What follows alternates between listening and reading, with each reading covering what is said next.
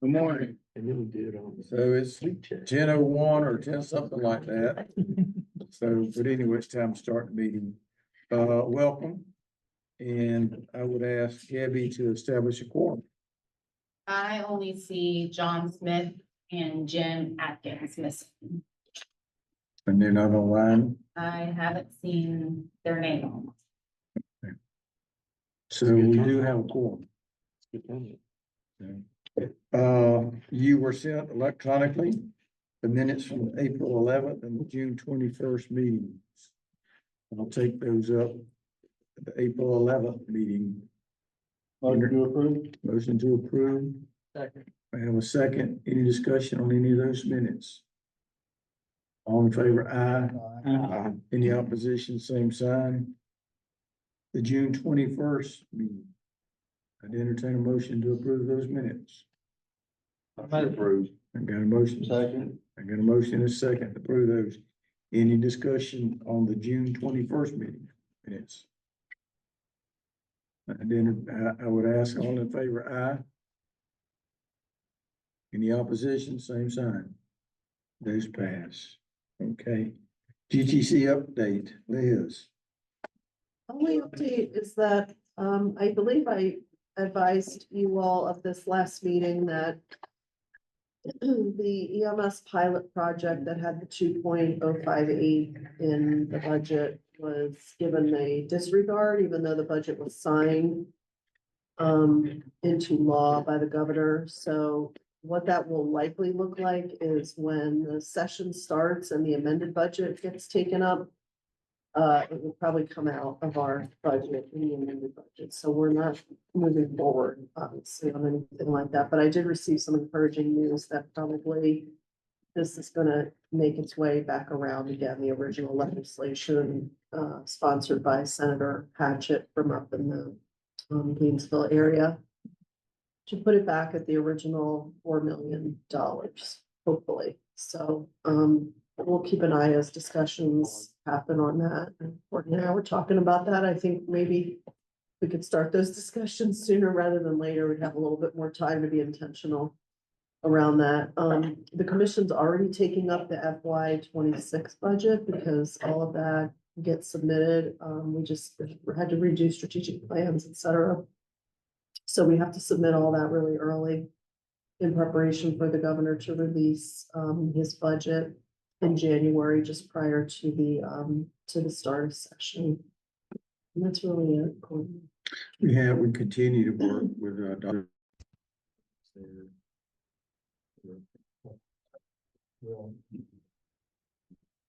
Yeah.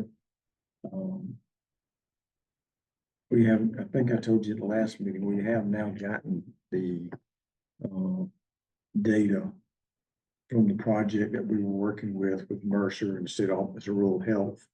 And the question was directed to rural hospitals about their difficulty in obtaining hospital transfers and equipment needs and training needs. And we have that information. We're trying now to kind of dial down into that a little deeper because we have some averages, and averages are interesting things. But if your average is 30 minutes, that could mean 90% of them are 10 minutes and some of them are 2 weeks. So we're trying to figure out not only where the outliers are as far as numbers, but then identify the areas where those outliers are. If we can find specific areas, at least from the survey, it didn't look like we've got as much of a problem with inter-hospital transportation as we initially were led to believe by some of the conversations we had. That makes sense. And if y'all hear of specific issues at hospitals that y'all deal with or know about, please let us know. We still do have some EMS agencies that do not make hospital transfers, and I'm not saying that they need to. I'm just saying that those communities need to have an answer to that question, whatever their answer is. Any questions about that? And we'll keep you updated on that as we go through. AVLS update. Tim, are you on the line? I am on the line. Can you hear me okay? Yes, sir. Okay. Excellent. So we got our FY 2024 Q4 and year-end actual report today. And so you'll see there are a list of support deliverables that were delivered during Q4. They seem to be, we're tracking along same kinds of issues that have to do with ADLS troubleshooting from time to time and getting people connected to the right people to get things fixed, whether it's the carrier or the provider, whoever it may be. And getting new SIMs and getting new things on and reorganizing. So we've got 3 or 4 pages of those there, and we can skip down through those unless you have any questions along the way. I just have a little tracking system when I get calls in and deal with things that I track what these are, just to see how we're tracking against the deliverables that we're contracted for. Then Q4 total unit usage. You see here we are running, we ran 85% in Q4, down a little bit from 89% in the prior quarter.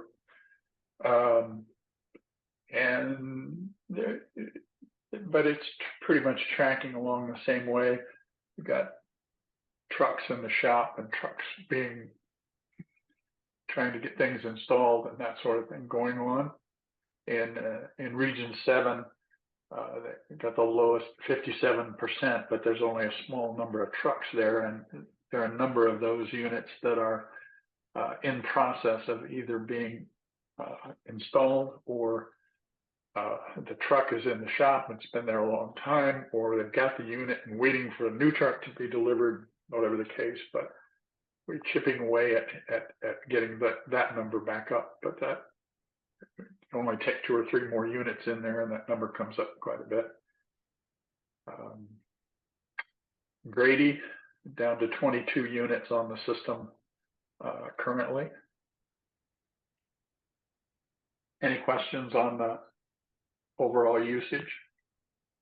Yeah, I guess my question, I think Brian brought it up. I thought somebody did, about maybe it was Waycross, that said that their units weren't working. No, that was Wayne. That was Wayne County.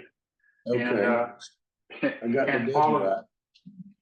Yeah, you got it. The right region and the right letter. But yeah, it was Wayne County, but all their units are working. It's possible now that at the moment they looked at them, they weren't, because that happened in Macon last week, where everything just shut down, and it was shut down for about, I don't know, 15 or 20 minutes. And then they all came back up. We still don't know why that happened or what happened, but it did.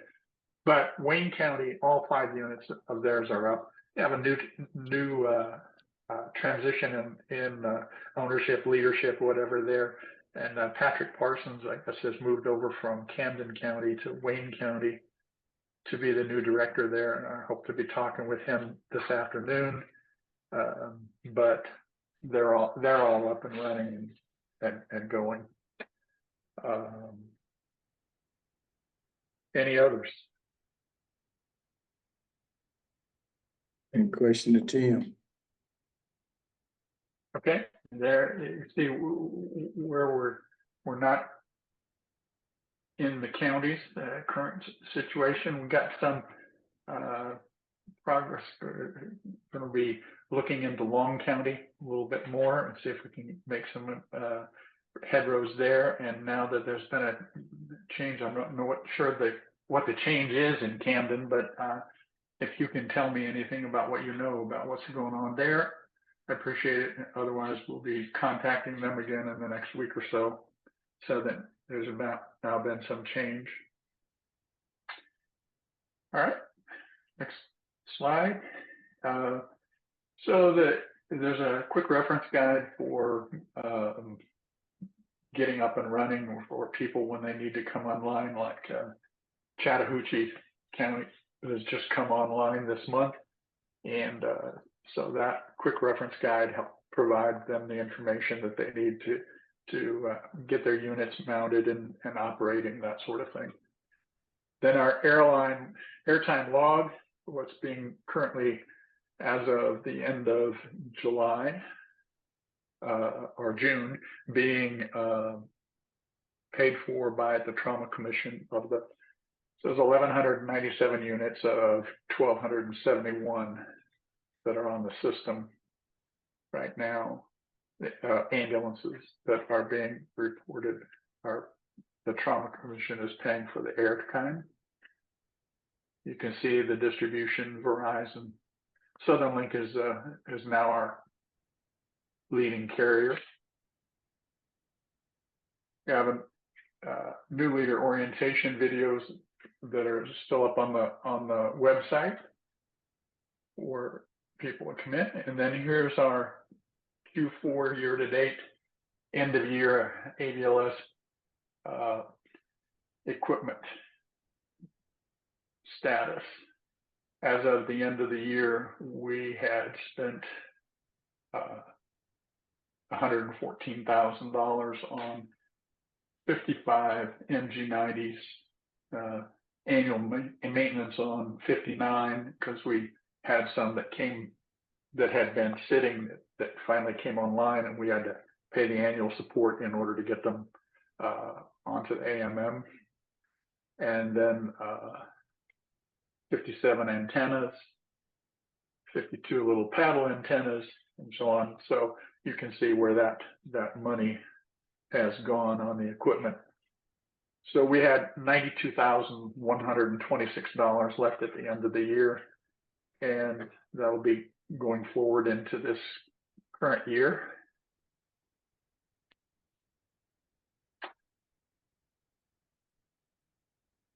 Okay, that's where it stands with regard to equipment and the situation. Any other questions? Yeah, and we had voted to allow the temperature probes to be purchased with this money, I think. Yes, we did. Have we sent that word out to folks that that's an option? Do the services know that? Well, have we sent the word out? Yes. Do the services know that? I'm not sure, but we'll keep going after it. I know that Crystal has been working on that situation with the blood and whether this equipment will work with the blood or not. So I don't know exactly where the status of that one is yet. But Well, obviously the blood component is extraordinarily important, temperature. But the other piece of the puzzle that I'm just as worried about is medications. The medications, some of them are temperature sensitive, and it's getting hot in South Georgia. It's a dang thing. And if your truck is sitting out in the sun with medications on there, then it's not really good for those medications. So I would ask y'all to send word out to everybody that's that. And I'd ask the members, when you go back to your council, make sure you tell them, this is a capability that we're offering. Was that still a one-time $25 fee to do that? no, it's 100. It's about $105, I believe, but I'll double check, and I'll pull together a little one-page information on it and get that to you in the next day or so we could actually, and to all the RTACs as well, so we can help get that out, and I'll send it out to everybody through our regional directors as well. I'm assuming this will measure the temperature, ambient temperature inside of the truck, as well as in a compartment like where you're keeping blood or narcotics. So, okay, so you could use it on any truck, not just. Okay. You can, the way I understand it, and Tim, if I say something wrong, it is not unlike any other RFID device. If you have it in your drug box, and that's, I think, where we put them in the manual, then if you carry the box inside, if it gets outside the signal, then it quits sending. So we actually put the receiver in our storage cabinet. So we would always, even if they're not in the truck, but they're in the storage cabinet, we would get notification if the temperature went squirted. So if you take that drug box and your drug box 4, what you use in truck 6, that day and you put it in 6, it will catch that signal in that truck to continue to give you the information from that drug box. And then you have a capability of signing, you know, this is temperature probe in drug box 4, whatever. So it's really pretty nifty. And this, the way I understand it is that once you buy it, you bought it, and there's not like a monthly fee on it. So That's correct. we buy them for everybody, then, you know, theoretically, if somebody wanted to do a study on drug temperatures in South Georgia or North Georgia or East Georgia, West Georgia, wherever, then that data would be there for 2 weeks. After that, we only keep data for 2 weeks. One day we may have to have a discussion about that, because I think we really limit ourselves in the ability to study what we do by not keeping the data. And I understand the rationale when we first started about not keeping data any length of time. I'm not so sure that's as valid a concern today. I'm sure it's not as valid a concern. How valid it is, I don't know. I think there's probably some folks out there who would love to say, hey, let's catch this data and look at where trucks are and where calls are and response times and this sort of thing. There are people out there who do business with like UPS and FedEx who keep data on stuff like this extraordinarily well. So what receiver do you have in the building? What we did was we took one of the old, when they replaced one of the units because it got old, we took that old one and put in the cabinet. And just had a little, That's one of our air times. well, the bottom line is, So one the question. bottom line is, I'm not gonna punish me for being innovative when you're not. So one question I have for Tim is, I don't know, you know, the device that we always used. You could set the parameters and it would alert you. And I don't know if this one has that capability or not. Yeah, I think that it does. It will alert you if it reaches outside. It sends a message. Yes, if it goes outside whatever parameters you set, it'll send an alert. At that time, I had a young guy that worked with me who was extraordinarily IT savvy. I let him take care of all of that, and I just took credit for it. Any other questions of Tim?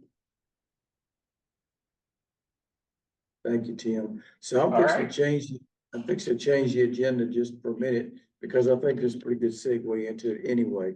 We got a gentleman in the back, Nathan Stanway, I think. I say it right, Nathan. Nathan's with Emory, and he's part of the telehealth project, I guess, maybe the appropriate word, I don't know. Have you got slides? Yeah, and Dr. Carr is actually gonna be heading up the presentation virtually for the part about PAVES, and I'm gonna speak a little bit about the Southern Regional Disaster Response System Okay. and how that integrates with PAVES. Dr. Carr, are you online? I am. Can you hear me? Yes. Sir. Excellent. I'm wondering if, should I go ahead and share my screen, or do you have the slides already uploaded locally? Should be uploaded, Katie. There we go. There we go. Into it. Perfect. And I'll just indicate next slide when I'm ready to move on, if that's okay. Well, I guess I'll just jump right on in then. Looking on this OWL device, I see a few familiar faces around. So nice to see you all. Michael Carr, I'm an emergency physician at Emory University, and I'm here to talk about PAVES, the Pre-Hospital and Ambulatory Virtual Emergency Services. Next slide. As you can see, our mission is to expand and enhance pre-hospital care with virtual medicine, with telemedicine. So that's what we're all about. Today, I don't want to take too much of your time, but I do want to make sure to share about the history and the mission of PAVES, what we do, what we're all about. We see increasingly tele-EMS has great potential to enhance access to comprehensive, high-quality medical oversight. Just as I, put in this slide, We're seeing a lot of various uses around the state for tele EMS, and we want to share some of those examples that we have included in our network. And I would really like to highlight how PAVES and the Trauma Commission missions align. You know, taken rate, of course, from the mission statement on your website, improving health of injured Georgians, ensuring access to quality care, coordinating key system components, and educating care providers across the multidisciplinary continuum. This is exactly what we do every day, and I hope to shed some insight to that this morning and really share that alignment. And ultimately, I want to take a little time to talk about the future of PAVES and hopefully at some point aligning our missions and seeing if we can work together in a collaborative space. One of the key takeaways today is going to be that PAVES is a collaborative effort. This was initially funded by a grant at Emory, which I'll talk about. But this is, being fully transparent up front, this is not Emory University. There's about, 20 different organizations that we're working with that are part of this collaborative effort. That's funded by federal funds primarily. So next slide. So as I mentioned, I am an emergency physician and EMS physician at Emory University. So I did a fellowship after my residency and, dedicated really most of my career to working in the pre-hospital and out-of-hospital environment. With that, in this role, I'm the director of PAVES. I work locally as a medical director in DeKalb County, DeKalb Fire Rescue, and also with Air Methods, Air Life Georgia. So we might overlap in a lot of our activities. I am working with actually some familiar faces here on several committees in the state, the EMSDAC, EMS Medical Director Advisory Council, I'm a member there, as well as the Region 3 EMS Council. Next slide. Nathan, I don't know if you're up there, but if you want to go ahead and introduce yourself. Yeah, Nathan Sanaway, thanks again for having us. I have a background clinically as a paramedic and have since worked in a lot of different roles, both in and outside the hospital, but specialized in linking hospitals together with EMS in a way that facilitates really high quality patient care. Excellent. Dr. Carr? All right, next slide. So, before I dive in, just want to say I'm so sorry I couldn't be there in person. Thank you, Nathan, for getting there. I ended up getting called in to work a shift last night, and unfortunately didn't get home till quite late. So it would have been a pretty miserable morning with very limited sleep if I made it there in person. But thank you. Thankfully, due to Zoom and the ability to communicate virtually, we can still share our presentation. And yes, thanks again, Nathan, for being there. Something that y'all are very familiar with is really the why behind our program and how we got started. PAVES got started with a focus to address the disparity for to rural access to healthcare across Georgia. It is a multifactorial opportunity. I've stopped using the word problem. I think opportunity is better. It's a multifactorial opportunity for improvement, but rural hospital closures is one of the things that the CDC describes as a primary contributor to removing access to care across the U.S. As you can see on this map, it is focused in the Southeast, and Georgia represents about 5% of all rural hospital closures in the country. This map demonstrates blue dots, which are rural hospital closures from 2005 all the way up to 2020. Yellow dots are hospital closures after 2020. So certainly, not saying that every county needs a rural hospital, but when you do take a hospital out of a county, it certainly impacts the ability to access healthcare for those local residents. And I, this hits close to home for me because I grew up in upstate New York, in rural upstate New York, so not the city, So it would usually take about 35 to 40 minutes to get to the closest hospital for me. And we could see, you know, my dad's a volunteer fireman. We could see how that impacted a lot of our friends and neighbors, and the time and distance to definitive care, as it turns out, is truly impactful on your morbidity and your mortality, and ultimately your outcome. So so this is kind of how I got involved, and this is how our program got started. Let's move on to the next slide, and we can share a little bit more about why. Georgia, you know, these statistics are you are all too familiar, but we see quite a few hospitals without, or sorry, quite a few counties without rural hospitals. And you know, certainly you can picture calling 911. Many of you may live in areas that are predominantly blue, but the amount of time, you know, waiting for an ambulance to get there in areas that are far from the first responders, and then of course the amount of time it takes to get to the closest hospital, and often the most appropriate hospital for the condition that you have, is considerably longer than the rest of Georgia. And when we started working with 16 counties, where we demonstrated about 35 minutes across on average and median on for most of our counties to get to the closest hospital.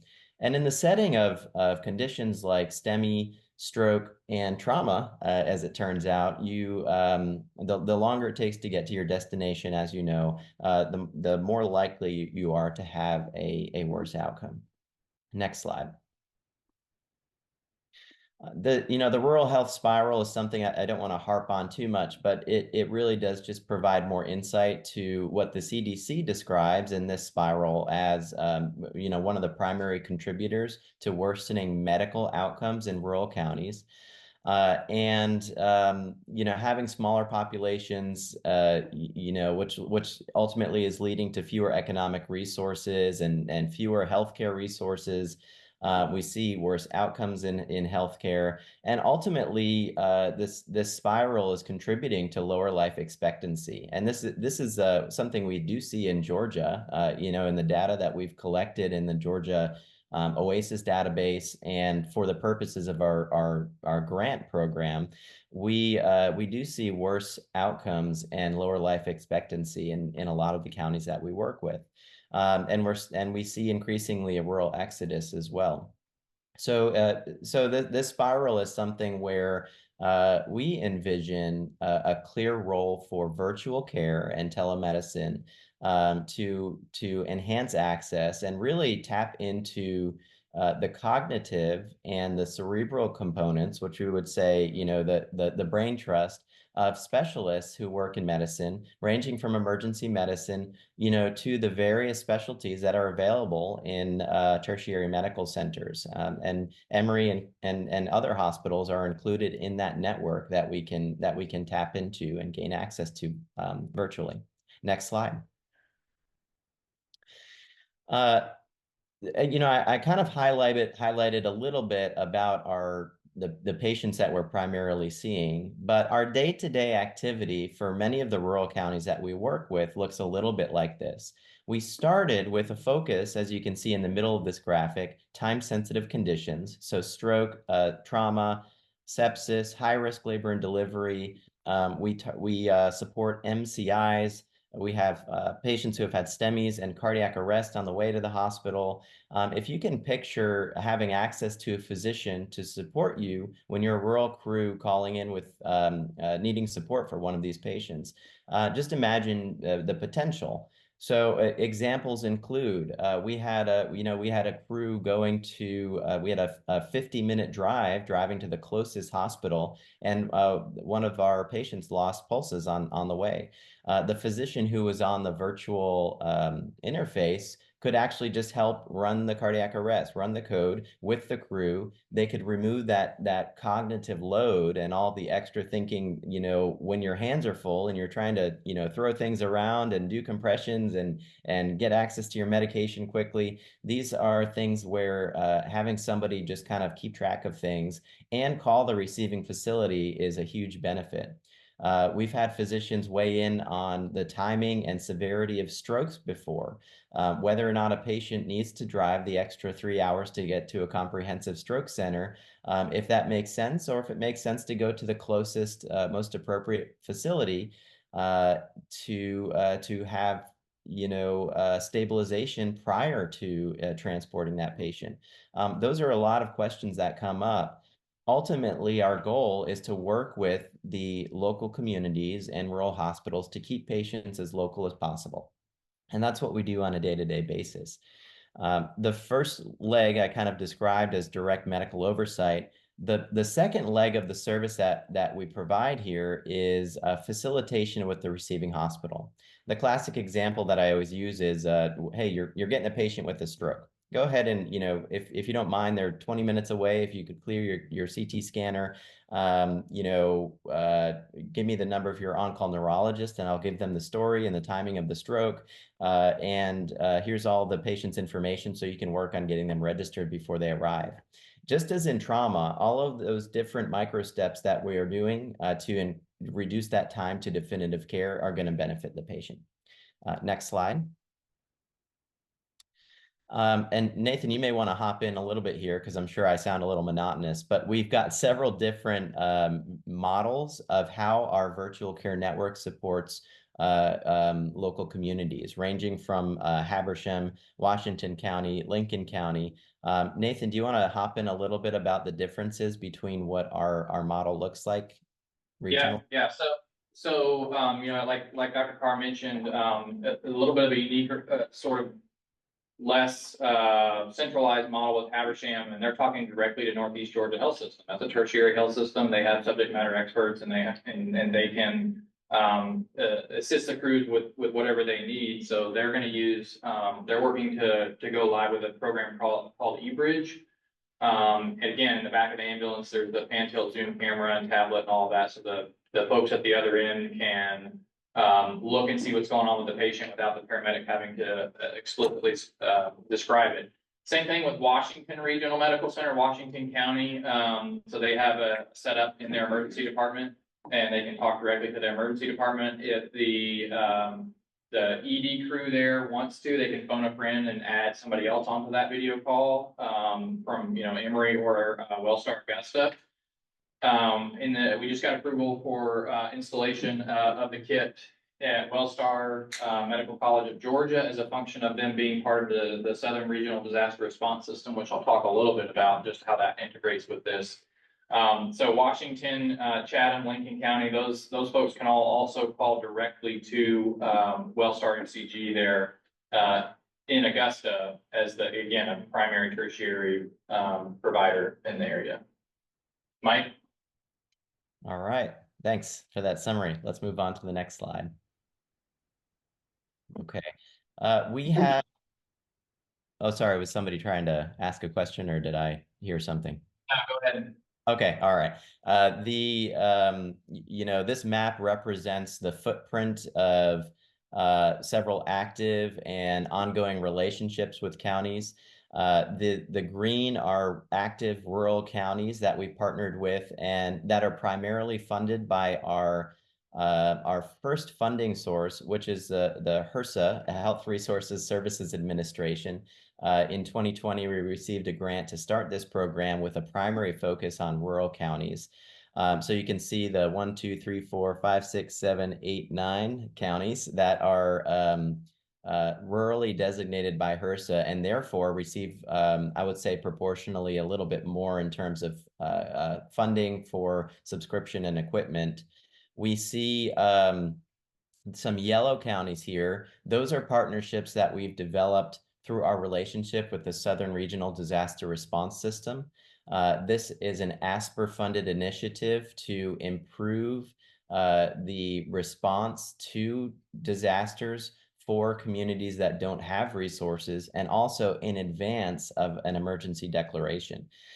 So Nathan will talk more about that, but we've got several counties where we've strategically placed ambulances with this telemedicine capability so that in a setting of a disaster, we can immediately tap into subject matter experts like burn surgeons, radiation experts, and emergency physicians to help with appropriate utilization of resources and also on-scene triage and treatment of patients when needed, especially if there's a surge of patients. We can see them and it'll help a little bit better with triage virtually. There are some orange counties here that we have planned to re-engage with. Some of these counties we had relationships. We had telemedicine installed on several of the ambulances.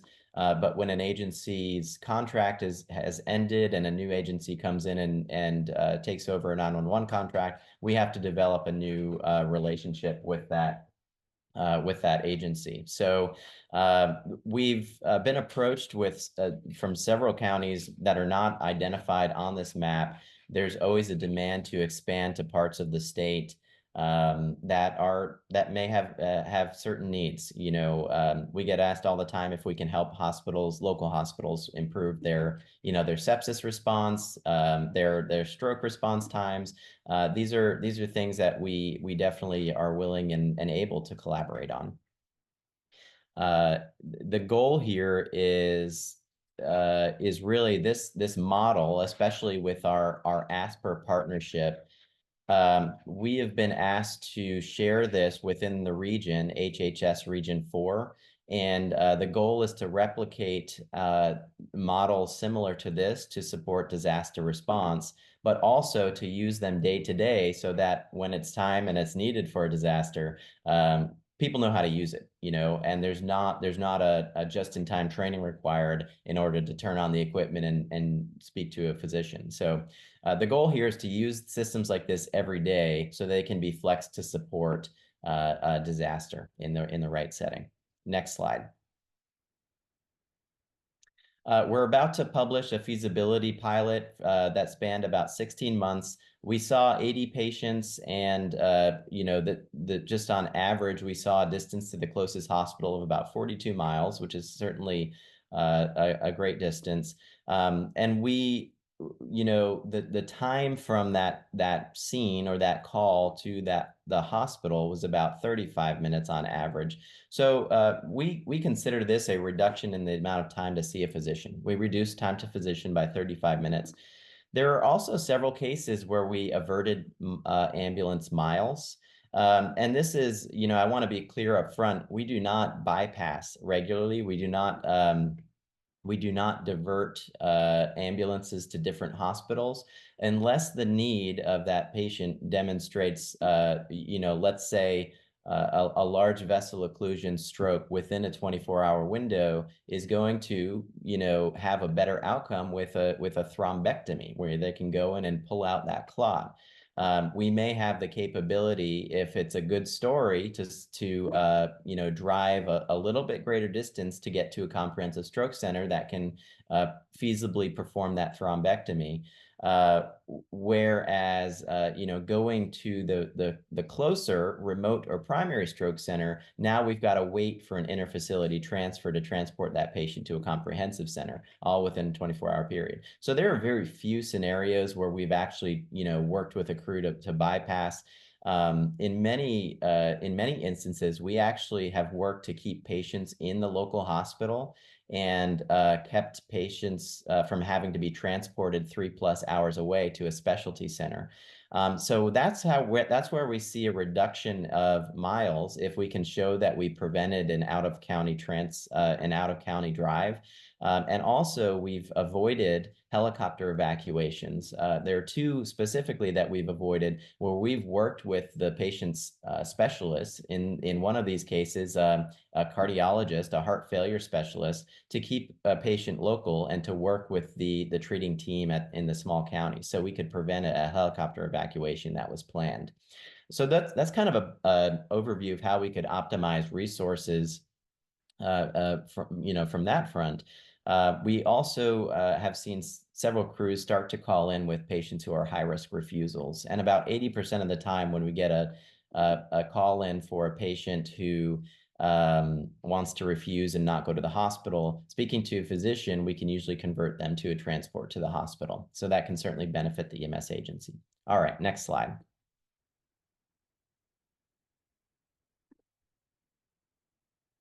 There we go. In terms of sustainability, and and then we'll let Nate take over and talk a little bit more about SRDRS. But our sustainability is a little bit up in the air. Not going to lie. Our grant funding from HRSA ends at the end of August of this year, so August 2024. But we have additional funds that we've been permitted to spend for another year. So we've got a little bit of a cushion there. When we see programs like this getting started, they rely heavily on grant funding. And when that grant funding ends, the programs go away. We want to prevent that from happening. Our multifaceted approach to sustainability has found that the traditional model of healthcare reimbursement does not support programs like ours. The rural payer mix in most of the counties that we work with does not support the fee-for-service model. For that reason, we need to subsidize our program with a number of different, just like your retirement portfolio, we want to diversify as much as possible.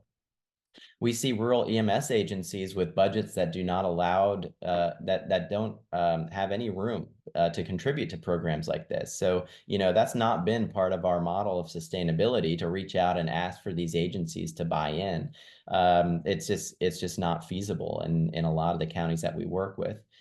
As I mentioned, our HRSA grant is ending. We do have some ongoing funding from ASPR on an as-needed basis, but that's really, as needed. So if there's a county that fits the disaster mission, we may be able to get some of their software and equipment covered. But all of the personnel and the resources required to mobilize and deploy equipment in the network is really relying on grant funding right now. Our program, we consider it to be a value-based care system, and our goal has been to show how to quantify and justify our program so that we can get subsidized funding. So for that reason, I've been on the ropes at the Capitol. We've been meeting with various senators and representatives within the House, trying to get before the appropriations committees. We have strong relationships with Department of Public Health and the State Office of Rural Health, and it sounds like there's some overlap there with all of us. So we are trying to work on multiple avenues for potential continued funding after our grant funding ends. Next slide. This is a little bit what we look like. We've got a few different models, but this is what Nathan calls the Cadillac version. And Nathan, I'll let you jump in and describe our setup here. But with our many of our ambulances with long transport times, we're able to install these equipment setups. There are various other ways to access, though. We have agencies that can also call in and with a mobile device like an iPad or an iPhone, and we can see them in the traditional telemedicine sense. Nathan, why don't you tell them about our equipment setup here? Yeah, so afterwards, if you guys are interested, there's a setup, two different versions in the back there with the pan tilt zoom camera, but you can see on the ceiling there and that bottom right corner photo, there's the pan tilt zoom camera. It's both digital and optical zoom, so it's not just reducing resolution to zoom in. It's not priming it; it's physically zooming in with lenses.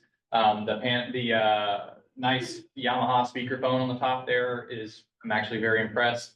And then of course you see there it's a Windows-based tablet. So the idea is you can put whatever software you want on there. We've got some people that use what we call OLA, which is a simple version of things. We got some folks that are Zoll users that are using what you see there with Randy in the top with live streaming vitals via the X series monitor. And then we have other folks on the left bottom side there that use the LifePack and again, eBridge, Pulsera, that sort of thing. So it's a Windows-based tablet. You can put kind of whatever you want on there, and if it's connected to the internet, you can use it for all sorts of other things. We'll go to the next slide. So this integrates with the Southern Regional Disaster Response System. It's Region 4. I'm going to be super brief. Region 4, Emory was awarded that. There's Region 1, there's Region 7, Region 8, all kinds of regions around the country. I think we're all familiar with how those regions work. So it's Emory with UGA and with Wellstar MCG Augusta down in Augusta, of course. So site for that, we're also going to be partnering with lots of other folks all across the Southeast. But the idea is, among other things, to expand telehealth systems as a way to force multiply into a disaster or surge area. We can go to the next slide. Again, there you can kind of see all the stakeholders. SRDRS is a very broad convener of a whole bunch of different specialty programs and entities across the entire Southeast. We can go to the next one. So you can see medical operations coordination cell, which all of you are stakeholders in that, in the sense that you know, you're doing kind of interfacility transports and that sort of thing. Would love to talk with you more about that if that's something that you're a stakeholder in. Again, though, we're going to do things with observation medicine, and that's telemedicine focused. And then, of course, we have our poison centers and the high risk transportation for, you know, Ebola, SARS, whatever, anything kind of crazy there with the CDC. And there's a couple of nodes across the Southeast where those are housed. We can go to the next one. So this is, I know, a lot, and hopefully we'll be able to send the slides out afterwards. But this is part of the medical operations coordination cell that's being developed. All of you need to be aware of this, and some of you will be more or less involved with it, hopefully. We are working with Epic and with a number of other electronic health records to integrate data that already exist that show actual hospital status in real time, not just the emergency department, but, you know, the rest of the hospital with beds, also with, you know, things like ventilators. We know in the hospital how many ventilators we have in use and how many we have left. All of those data feeds exist, and we want to feed those into the different state level systems. So in Georgia, that's the GER system, it's WebEOC. You know, we're working to integrate and see if there's an opportunity to integrate if desired with like the GCC for hospital status, that sort of thing. An element of this will be ambulance interfacility transport requests. So the idea is if anybody anywhere in the Southeast, any hospital needs help, they just have, you know, either a bus crash or maybe it's flu season and they're overwhelmed. They've got 5 patients they need to move out. Drop those onto the surge workspace. That sends notification out to all the transfer centers that are participants in the program across the Southeast saying, hey, hospital B needs help. They need to move 5 patients out. All right, those hospitals get the alerts. Well, how many times have you been called like several hours afterwards and saying, hey, we got 5 patients. They've been here 2 hours. We need you to hurry up and get here, right? Well, it'd be nice to know that in the beginning. So I'm pushing hard to integrate EMS into that and facilitate ambulance transport. So the idea is dispatch centers would see that alert. You're going to know immediately, as soon as all the other hospitals know, that there's going to be 5, 10, 15, 100 patients that need to be moved out of some area. And then the different EMS entities that participate in this can start to review the patients and designate whether they can do the transport and the ETA. Go to the next slide. So, Mike, I'll hand it back to you. And I think I don't know how long we've taken, but I hopefully not too long to kind of wrap it up. Yeah. Yep, only 2.5 more slides. So this is just to reiterate, you know, we're aligning with the Georgia Department of Transportation, and we'd love to align with you with a focus on post-crash care and trauma activation in the state of Georgia. Ultimately, our vision is that getting physician level involvement and comprehensive virtual evaluations, we can help better utilize resources around the state. And ultimately, we are working to expand our network to be able to provide and serve this mission across the state of Georgia. Next slide. In an ideal state, if we could have physicians on call 24/7, 365, which we only have 1 or 2 counties right now that are able to provide that because they're calling into their local facilities, we see costs of about $3 million for our current footprint, including all of the orange counties that we want to partner with. That includes staff, hardware, software, personnel, technical experts to install equipment, to help install equipment. So there's a lot that goes in. This is a massive, machine with a lot of moving parts, with a lot of different, as you can see here, cultural implications. So, a lot goes into training. A lot, this is not a standard approach to call in and speak to a physician for every critical patient that you have with potentially a long transport time, or where you need to have expertise, and to have that physician be able to see the patient virtually in an audiovisual interface. This is not currently the standard in Georgia, although it is increasing. A lot of the work we've done, we're seeing more and more agencies come on board with this capability to support operations on a day-to-day basis. Next slide. So if there's any takeaways from this presentation, you know, I really would love for you to reflect on the potential impact of virtual care in Georgia specifically. We're always asking you to keep us top of mind. You know, you've heard about our program. You can see how we are established across the state. We've developed relationships with a number of organizations and EMS agencies.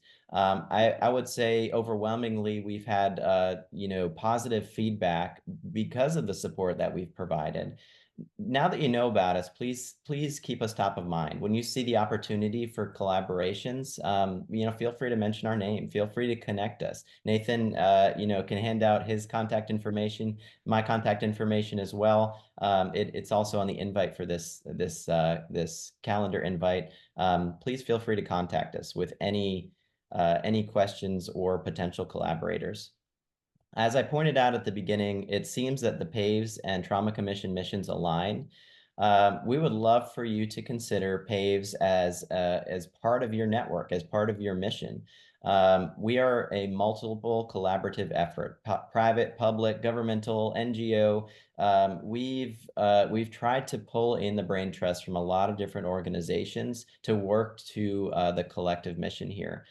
You know, of course, to be fully transparent, I mentioned our sustainability is up in the air. We are constantly trying to find avenues of sustainability for programs like ours to keep them moving forward. And while we do have funding to keep us alive, we do not have funding to continue to expand.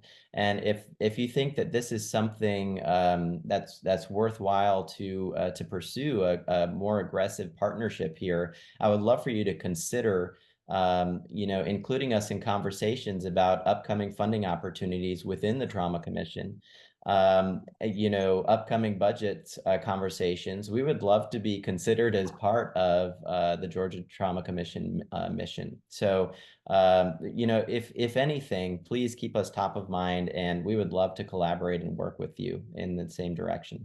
And next slide. There's a QR code if you're able to snap that. There's more information on our website, and that includes a video with kind of more close-up demonstration of our equipment for anybody that has questions. And our contact information is also available through that website. Thank you so much for the time to chat and talk about the program.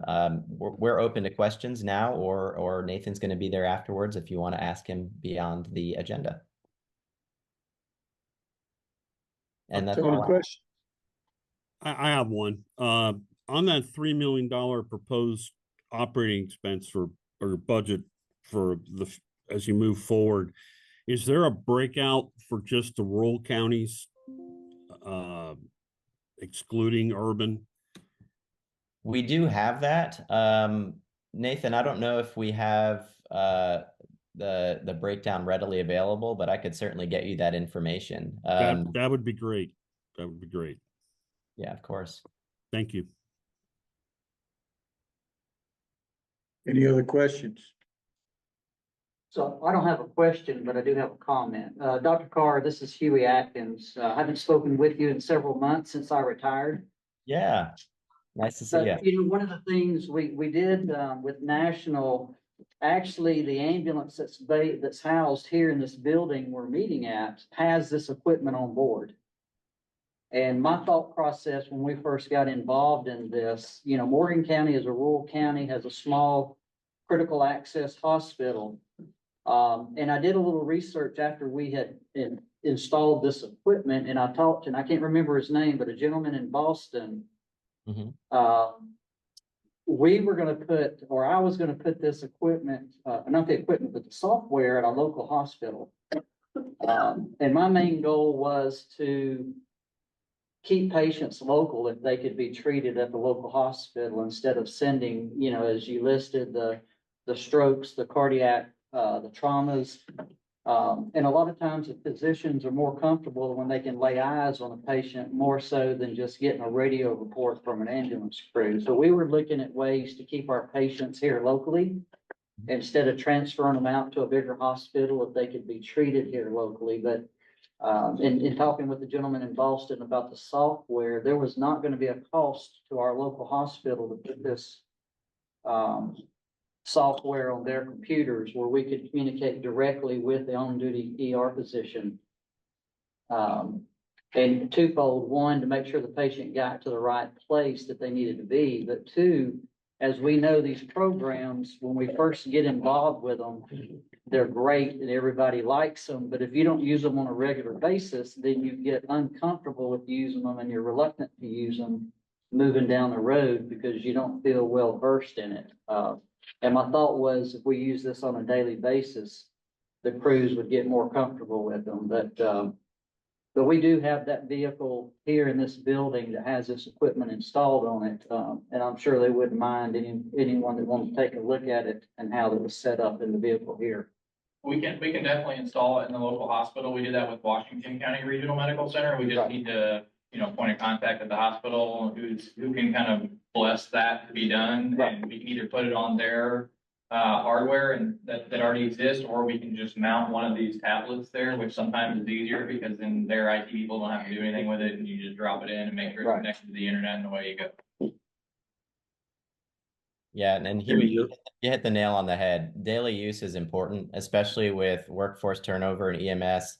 That has been a big lift over the last few years to retrain, to re-engage. It's really it's sharing the mission over and over, which I'm happy to do and I love doing it. But it is certainly a lot of work and it takes a lot of time. So using it every single day and really integrating it into your practice is the absolute best case scenario. So we would love to work on that with you.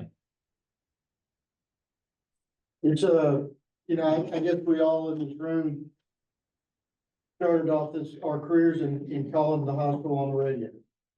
And then it's migrated to some cell phone contacts, and this is changing the mindset with our new staff, our younger staff, that they can contact the hospital via this web link video telehealth system. We did it at ours up in Haversham.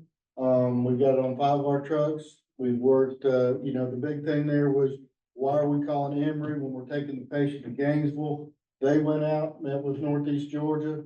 They've worked real hard, building that, system up there. So it's the way of the future. I mean, that's the way I was looking at it. Sooner or later, it's gonna come to this type of telehealth system.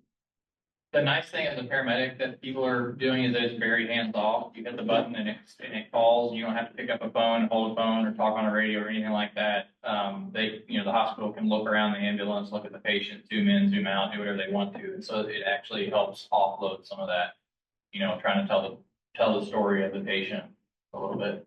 Picture paints 1,000 words. Any other questions? Dr. Carr, thank you very much. And Nathan said that he would stay. I told him if our conversation got too painful, he'd go out in the hall for a little bit. Take a deep breath. He Thank you seemed so to much be- for having us. Thank you, Dr. Thank you, Carr. sir. All right, the next thing on our agenda, I'll get back onto the agenda now, is a GIMSA update. And Kim is somewhere in a secure facility, she said. So I don't know. I didn't ask her, but it did let her go out to answer the phone yesterday, so I guess that's good.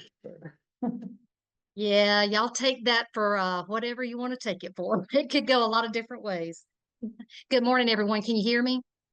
Yes, All right. I keep getting bumped off, but I think I'm at a location now that I should be able to stay on for a little bit to at least just give you an update on a few things that I can cover.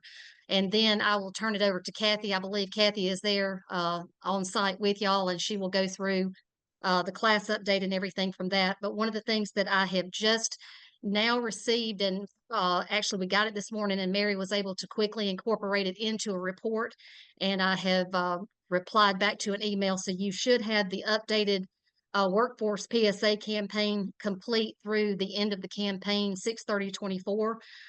So that will give you the updated numbers that that you can refer to as I talk through some of this. Just wanted to remind everybody a little bit about the purpose of this campaign and the last year's fiscal year funding.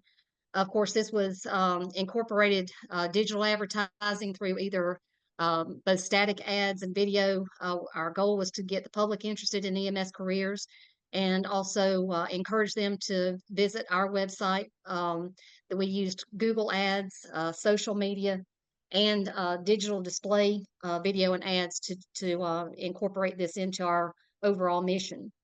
With the end of the goal of getting more people into the profession, attracting people into the EMS field, and continuing a career in this line of work. Anytime, if you're familiar with ad campaigns, it usually takes about 3 to 6 months before they take off. You'll actually be able to see from the March campaign report to the end of the cycle report that we had a lot more activity, a large increase of people visiting the website and filling out the online forms over the last 3 months. The page, I guess, that you probably need to refer to most in the email that was sent, talked about our at least our reach and the number of people, the number of clicks. The June report from the PR firm shows that our average clicks through the rate and number of impressions on our digital campaign were double the industry average. So it was a very successful campaign. And we're just going through now, since we've just gotten this, we haven't had a chance to really go through and quantify some of these numbers and see how much of an impact that has had. I know that the PR firm was a little delayed in getting some of this information to us because the campaign did end at the end of the fiscal year, and they, I guess, really didn't get that aggressive with getting the information back to us. But we had great success with this campaign, and I would challenge all of you to go through the report that's just been emailed out to you. I know this is new information to you. It is to us as well. So if there's any questions that I can answer from that, just from the little amount of time that I've had to look over it, I'll be glad to either try to address those or get an answer back to you after we've had a time to completely digest all of it. With that, if there are no questions about the PSA campaign, I will mention a couple other things as far as we will kick off Module 3 of the leadership of the Year 13 leadership class the week of August 19th. So with that, we will be nearing, I believe, 350 people through the entirety of that program since the beginning. So again, a lot of success coming out of that, and we're continuing to get a lot of interest in that from year to year. At this point, Kathy, if you want to go ahead and talk through some of our course numbers and everything from our education report, we can do that now. Let me ask you a question while Kathy's getting on the PSA thing. Okay. And we had talked at some of the other meetings, and I was saying something silly, won't be the first time. We talked about, as they looked at this, being able to click, and then if they want to take an EMT course, then there would be a site that would take them to, and they'd be able to interact with somebody to tell them where they could go, or a resource. Did we ever get that linked up? I believe that we did, but one of the things now that I actually have a meeting, I believe on Friday with Mary about, is one of the follow-ups to this campaign was the development of a survey tool to find out if people were actually what their results were. Were they able to get connected? Did it mean them ending up in a program or ending up in a position in EMS in Georgia? And we don't have all of the results of that yet, but I'll be able to give you more information after I meet with Mary on Friday. Okay, could you send us out something just when you meet with Mary and find out, just shoot us an email? I'll be glad to. Okay.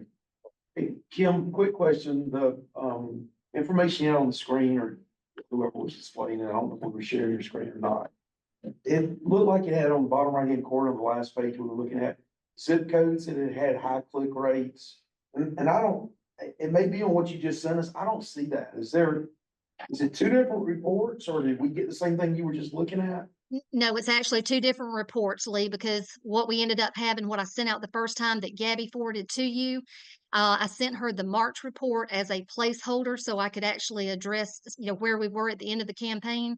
Right after I sent that to her, we I had been able to get the final campaign report from the PR firm. Quickly sent that to Mary. She was able to incorporate those numbers into the updated 6:30 report. So you should have gotten a secondary email from the report that Gabby sent out that shows a workforce PSA campaign dated 6/30/24. Do you see that? No, I see one. Well, maybe this is it. Maybe that's what just came. Yeah, The one on the screen says 6:30. Okay, I found it, Kim. It just came, so thank you. Okay, and again, I apologize for just throwing this on y'all right now. We've just gotten this, so there's a lot that we still have to go through to be able to really kind of answer those questions because we don't completely understand everything now since we haven't had a chance to look through it.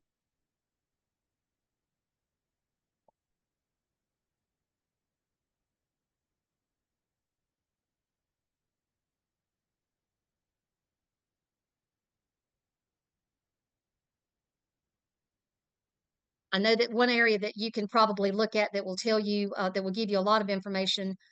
There should be a category that's listed as most recent campaign updates. I believe that's in there.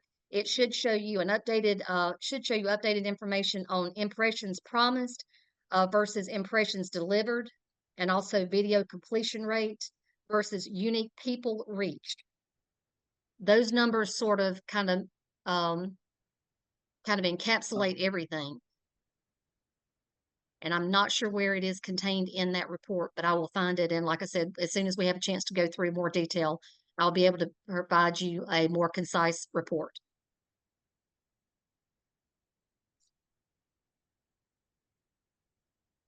I think you're talking about page 2. I think you were just, yes. Yeah. Wow.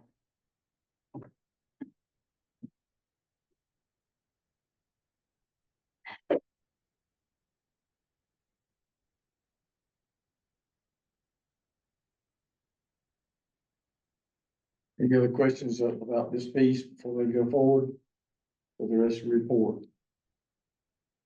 Y'all take a minute to look at it before we go forward. Kathy, why Courtney, don't you go on? could you move to We'll the wait next a moment. page? Do what, Pete? The next page, I think it's page 3. Got the state map on? There we go. Is that what you're looking at? Yeah, I don't see Atlanta anywhere in here.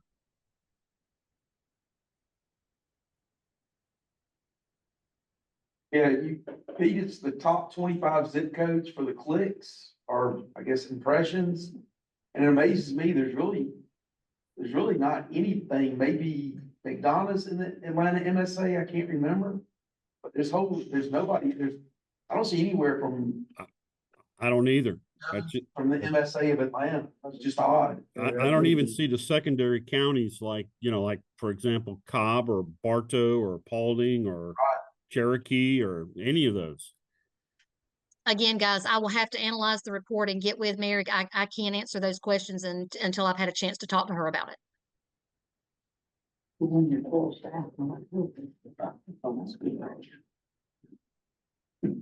You've got Columbus and Augusta, you don't have Macon and some of those, Savannah is number 24.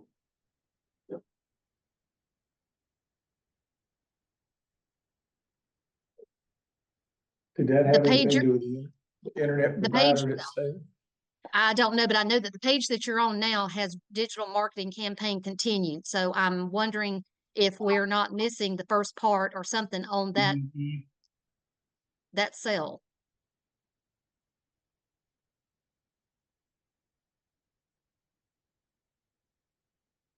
See, But that it page almost she's got, I says don't see it that. says digital marketing campaign. It's on the second. But then it says continue. Cause that's what I was asking. it does seem like that there's a portion of that that may be missing.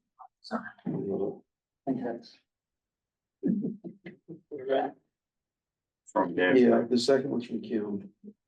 The one with this information on it's from Kim, the other one came from Gabby.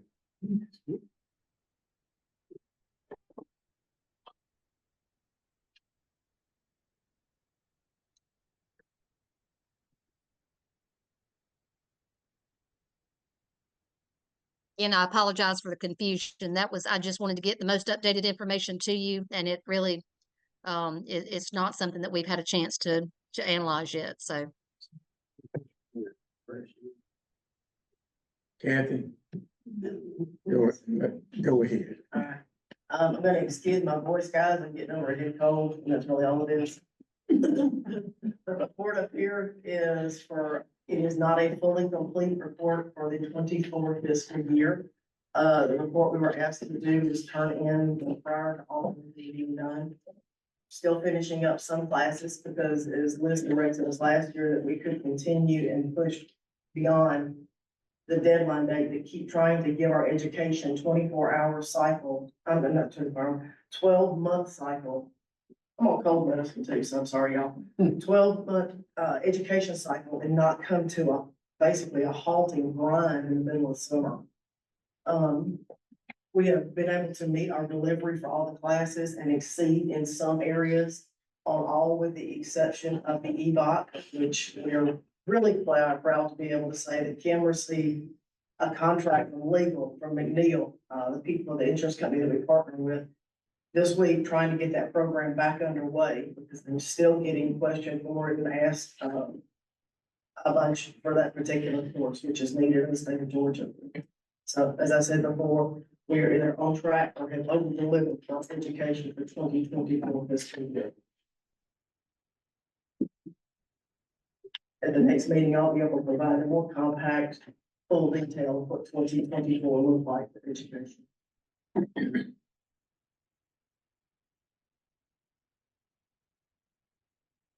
Do you have questions, Kathy?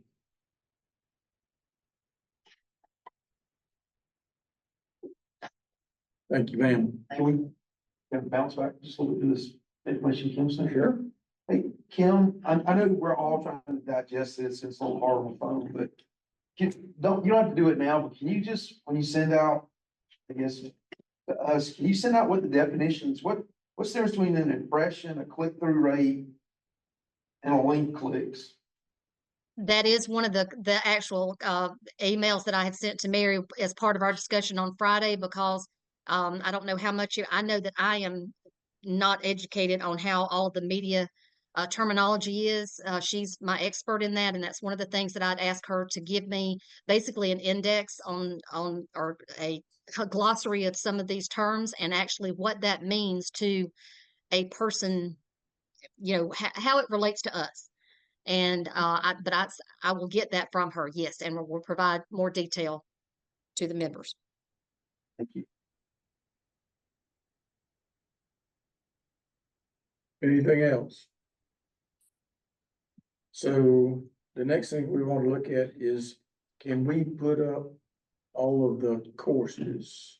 Is that what that is there? I'm gonna move it to Excel so we can make changes to it. This is in Excel. You got to move it to Excel so we can make Okay, yeah. changes. So one thing I want to point out, Katie, I think's got the screen right. So this is a Excel spreadsheet, so she can change numbers here. At the end of the meeting, you see that number right there? At the end of the meeting, that number is gonna be the same or less. Is that fair? Much we voted the budget for all of this stuff. So you were asked to go back and talk to your folks and see, how we can move some of this around if you want to. And the floor is open.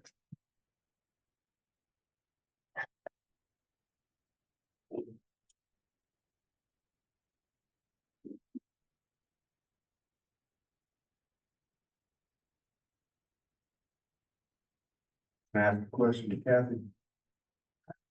Question. Yes. the numbers y'all put in for proposals, how do y'all come up with those numbers? Is it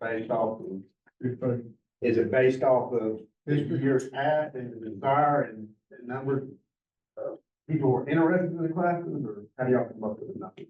Some of the courses are based off of the last, what it costs us to do in the last time that did the EMR and NAEMT classes are based on specifically the number of people that we plan to bring in the class and the plan that we plan to graduate from the class. We can't underfund that, but those are based on those numbers. And then on, if we're looking at a new program like the peer counseling program, it's based on a number that was thrown out there. I can't see what we've got up there for it now. I don't have five, because this is new course.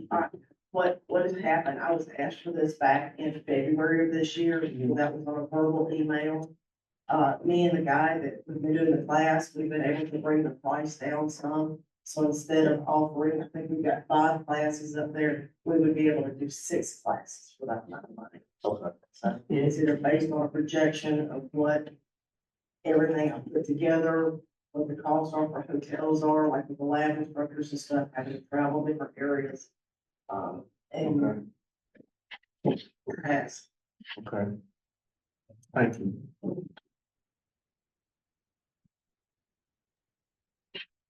Guys, I do have one point of clarification back to the PSA campaign whenever it's appropriate for me to state that. Is it possible, I think I asked the last time, that we can break out how much money on these classes is being allocated for travel? Not for the instructors, but for the attendees. I think what I talked to y'all about, when they do these classes, I mean, they itemize everything, all the expenses. Right. And that's part of the invoice report. I'm watching Katie to make sure I'm not saying anything wrong. That's part of the invoice that they send in. So they itemize all that kind of stuff. So what I think might be a good thing, if y'all want to see it, they share just the invoices of these classes. So you can see how much is instructor fees, how much of it's travel, how much of it is whatever. Because I know they were talking about, the mental health first aid. That one, it seemed to me we could, for what the course costs, that we could do a course in each region. So twice as many courses for the same amount of money. If you look at the document that I said, it's the Word document, it's got breakdowns. We have that as well. We'll just have to go back and forth and look at each one of them. So what is this one on at the top? Yeah, that's this right here. That was that leadership. This is the leadership program. Where each one of them had a breakout.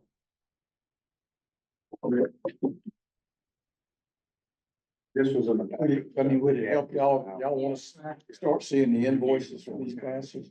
I don't know how big a document that is, in all honesty. Well, I mean, something like this, I understand being a week-long course. I don't have a problem with this one, but some of the other classes that are 1 or 2 days, it seems like in some instances, we're paying a significant amount of money to go toward lodging and meals, where we could actually be doing more classes. Is there one you want to look at in particular, like just to? Well, the one I mentioned was the mental health. the mental health.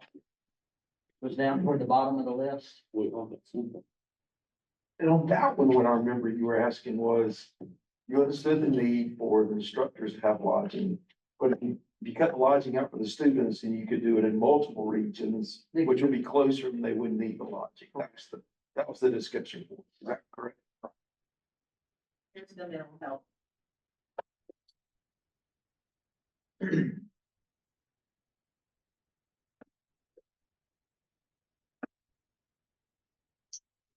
See anything in there, so. Not like for students. Lodging for instruction.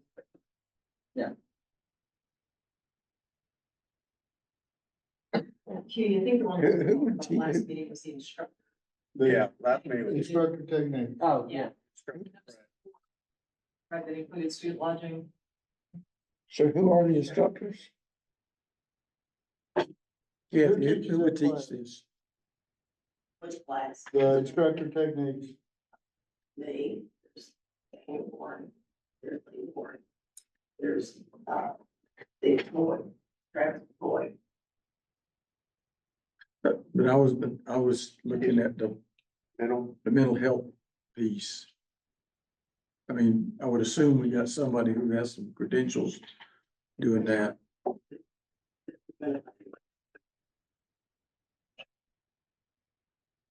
Did we ever get any better information from the Department of Public Safety as to why they're not doing more courses? Whatever he's ranking those a piece. That's just a really scrappy place. They decided they're gonna do 4 classes a year, and they're gonna do 4 classes a year. That's. I guess that's what they're supposed to allow. I don't think the legislature had the intent of doing 4 classes a year. Yes. Okay. Education sponsored that legislation. You might want to ask him about that.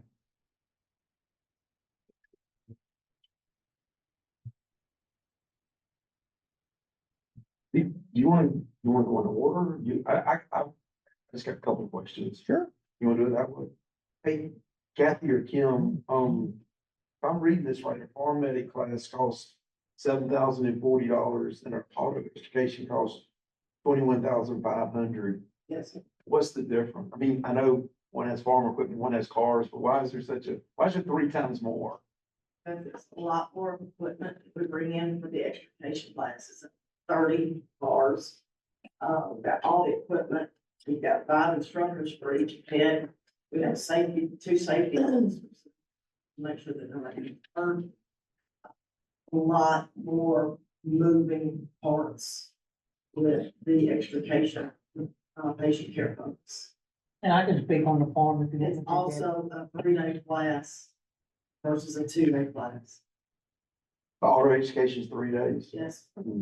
In the farm class, most of my equipment I reuse over and over again. I don't have to add on anything to those. The tractor we reuse repetitively. We just flip it over every time. So, and the equipment I have on hand is the equipment that we use unless we go to a county and they want to use their extrication equipment and we allow them to do that. So they'll be familiar with what they're using, but as far as purchasing anything, all I need is instructors and board.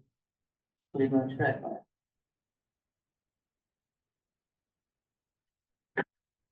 And answer your question, Lee. Yeah. The people I've talked to who have been to those classes have been very, very impressed and very appreciative. I would eventually like for us to go hit up Farm Bureau Foundation to help pay for the farm extrication class. They've got a very robust foundation. Interested.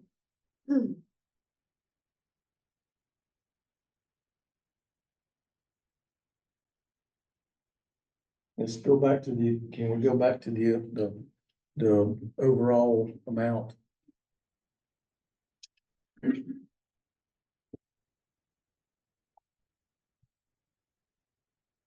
So there's been some discussion outside of this meeting about a couple of things. That I'll bring up. One was number 514, issues in EMS workforce professional public service amount of $75,000. This is essentially a training budget, and that's really not a training. So there's some question about if that's appropriate to put it in there.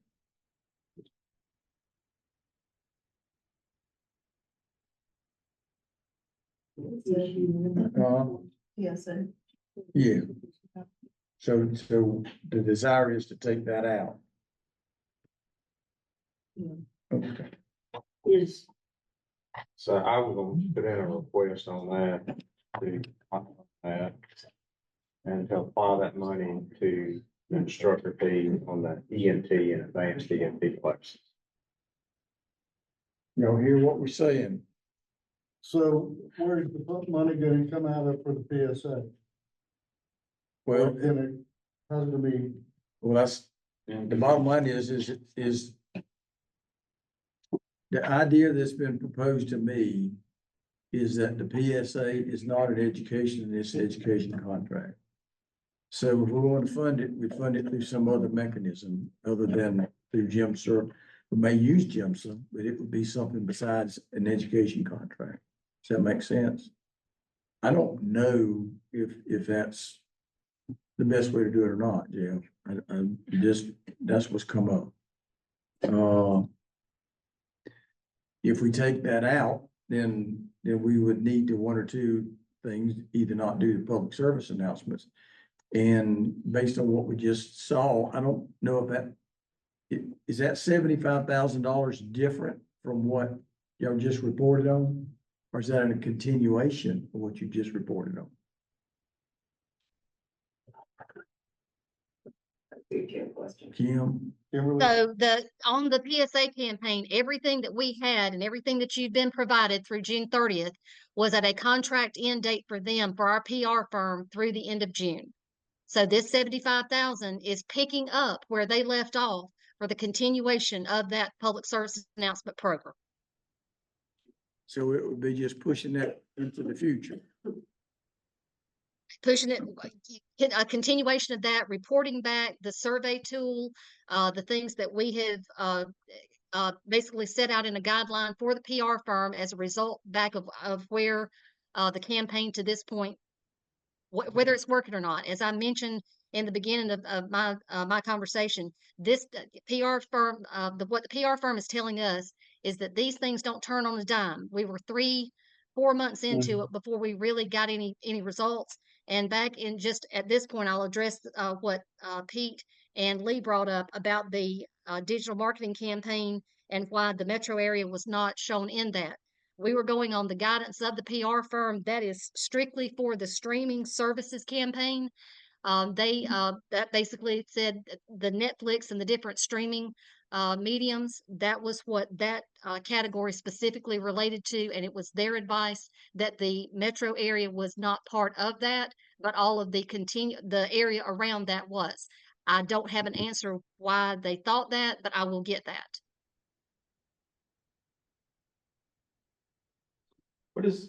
I hear what you're saying and I appreciate it, and I know this is all on you. What does that mean? They didn't target that area? That's from their results of other campaigns. And if you'll remember, when we started this, we were going on some of what South Carolina had done. We were able to really get a little bit of a leg up because some of the areas that South Carolina didn't see good results in, the PR firm, it was the same PR firm. So they actually incorporated that into their guidance to us. The streaming services campaign did not have good results in South Carolina. Therefore, they, I guess, were advising that we didn't need to do that in Georgia. Yeah, but me sitting in comp, I saw those advertisements and those type things, so that's kind of confusing. Well, I think she said it was dealing with more of the Netflix stuff and not the other stuff. And if you look at the map on that show, most of the respondents came from Metro Atlanta. Not on the click thing, but on that map, the majority of the people who actually had contacts or made reference that they're interested came from. So there was some part of that, the way I understood it, that came from Metro Atlanta. Correct. The only thing that category that applied to that y'all were looking at with the zip codes and those areas in it, that was specific to streaming service delivery only.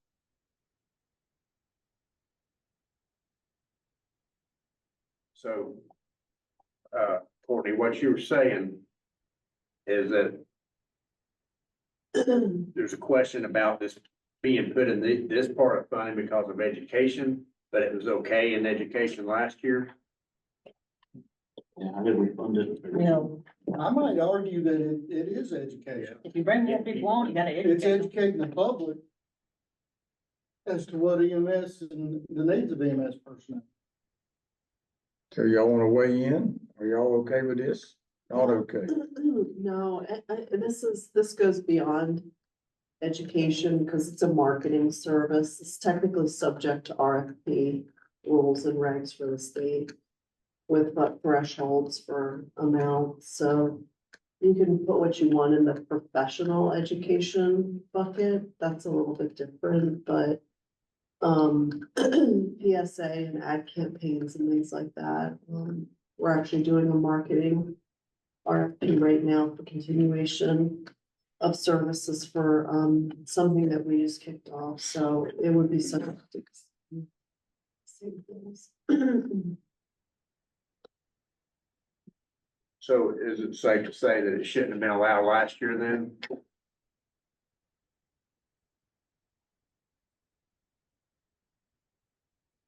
And now we've invested $75,000 in something that No, it was more than that. Oh, it was $150,000. $150,000 Follow up on.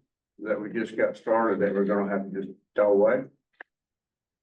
Or can we take it and put it in another category, something that's I really mean, it's not continue it? going away, it's still out there, your video, you're just.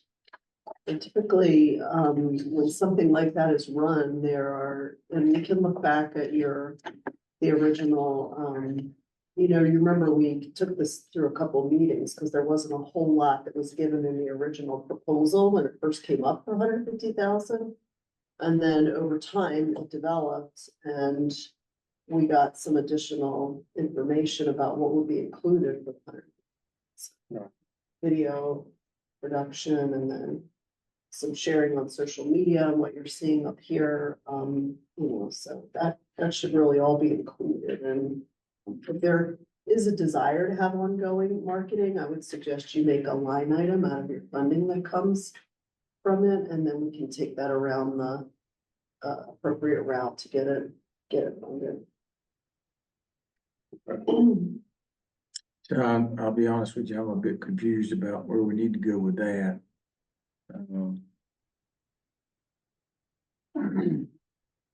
So if I heard you right, Liz, y'all are about doing RFP for a marketing campaign, is that what you said? Pardon me? You said y'all meaning the trauma commission. Well, was we about- just, many of you may have seen, we launched a social media, we initially engaged last legislative session when we came up with the $61 million ask, and so we just needed some help creating like talking points and stuff, so we did like a limited engagement that was within threshold of the funding in order to to, you know, not do an RFP, but now because, you know, we're launching social media, we're doing all those things. We're doing a full RFP, but I mean, typically, you know, soup to nuts marketing, from social media to everything from your branding, your PowerPoint templates, media, including video productions, social media, what's some of the other stuff they do? It's usually under 100,000, usually, well under. So is that something that, could this be included in that one? I mean, it might be able to be included for sure, yeah. We've already put the specs out there, but I think we can, yeah, I mean, I actually, we included a video, we wanted to, we've been wanting to do something for a while. But, we can probably include this as part of that. We just haven't gotten, it's due to be posted to the, everything is done with the whole RFP submission process. We're just waiting for it to be posted to the, there's a website where anybody who's registered as a vendor in the state of Georgia goes, they can see all. Oh, that's been RFP. Courtney, can I ask a quick question? Sure. Just for a point of clarification, as far as GEMS goes, are we seen in our entirety as only a training and educational point? Well, no, I'm not seeing you that way. But if there is rules in the state that says this type of marketing campaign, which I guess you can say this is, you could also say this is a public education piece. I mean, you can split that, up in several different ways. You know, I'll be honest with you, I don't have enough hair to scratch because it falls out, so I won't do that today. But right at the moment, at least with the advice that we've got, I think we just need to take that 75,000 out of that bucket until we can get some more clarification on it. Okay. Kim, just to confirm it, if we don't pay the money, then will we still see the marketing stuff on the social media and all, or will it stop? That will happen. No, it'll stop.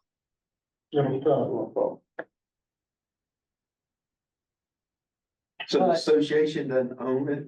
I would say, but we own the video, right? We paid for We it. own the video, and the video was again part of what we, in knowing nothing about this, where we went from 0 to 60 in a very short time to do what we did. Yes, it will be used in an internal, methods for the association. Obviously, it's something that that promotes the profession. Our goal is to get more people into the profession. But that was a lot, again, I certainly don't want to run contrary to whatever the state rules are. But if you look at what we are viewing in front of us right now, again, we're looking at education and training. That is not what the association started out in our partnership with the Trauma Commission, and that's not how we see ourselves. So there are different ways in partnering through other contracts or however we can do that runs outside of what this is, in front of you right now. That's why my question was, are we only supposed to be considered as education and training? And that may be a sideline conversation, but that's why I asked that. Yeah, I don't think anybody in the room feels that you're just education, although that seems to be our forte in our relationship with Jimson. But however, I think there is a reasonable question as to whether this is considered a marketing campaign or a public relations campaign or just a public education campaign. I agree. I think we're gonna have to get an answer to that before we go off and do something that's gonna bite us in the behind. I'm just curious, when that's paid, is it paid through by GIMSA or is the state paying directly to the advertisement? That's We- paid through GIMSA. Yeah, Jimson does the work, we refund them for that expenditure. But we're budgeting the funds for them to Yeah. pay it. So We're not paying for it. no, we are. We're paying for everything. But we're not paying, we're paying GIMSA to manage the We're education. not writing the check. Yeah, We're not writing checks. Jim, to write the check. Right. You pay and I'm just trying to get clarity on this. We pay a contractor to do a project in the county. Then we pay them, we're not, and if they, have another service, whatever, that's a high amount of money, that normally if the county did it for that certain time, we would have to send out RFP. well, but here's the deal. In the state system is if you pick a contractor where different people can do the work, then you have to put it out for an RFP. We use GIMS as a sole source vendor because they got expertise across the state that other folks don't have. And I feel comfortable with where we're at with the education piece. Could somebody else do a TEC class somewhere? Yeah. But I'm not in the business of bidding 60 or 70 different education programs to do individual programs across the state. Drive us nuts. I understand, I'm asking questions just because I feel like Yeah. we just now got the thing going Yeah. and Back burner. I wish this would have Take a came step back. last year when we brought it up. That's Well, when we're Yeah, that, Scott, that would have been perfect. The other piece, I wish we'd have gotten the information we had just a few minutes ago, early. and they didn't get it. I mean, it's just the way that the ball bounces sometimes. But there will, there'll be some monies coming down the pipe if we can work this out. I don't know.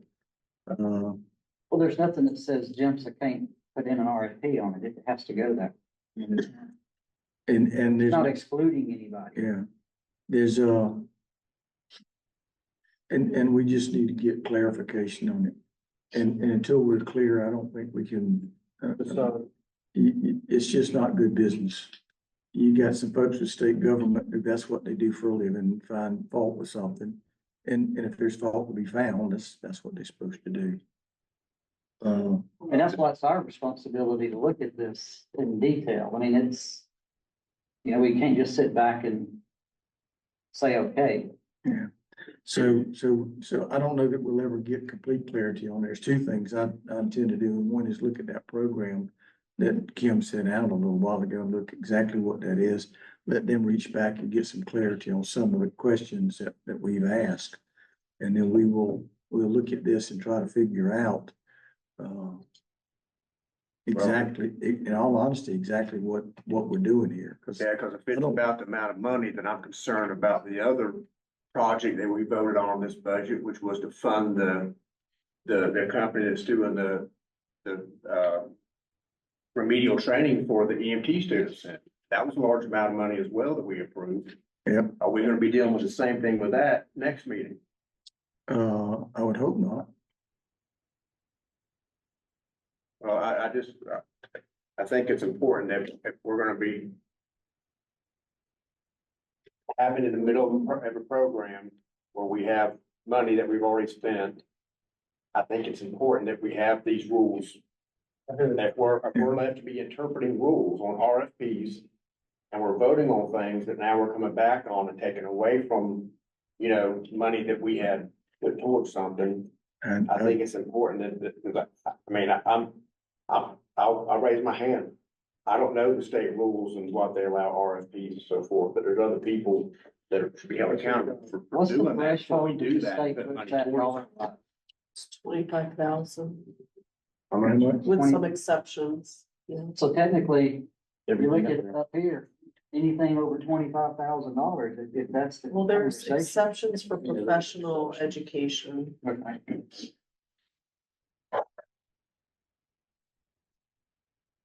No, I agree wholeheartedly. If this is a And we're still violation of the learning, state we're still ethics. learning a lot about it too, Scott. It's not all like black and white. It's not, some of it's not as easy as other parts of it, so we're, trying to do the best we can and when we have the information. Some of these things that have been going on for years are just legacy things that, have just been going on and nobody's ever really looked into the detail around rules and best practices, so.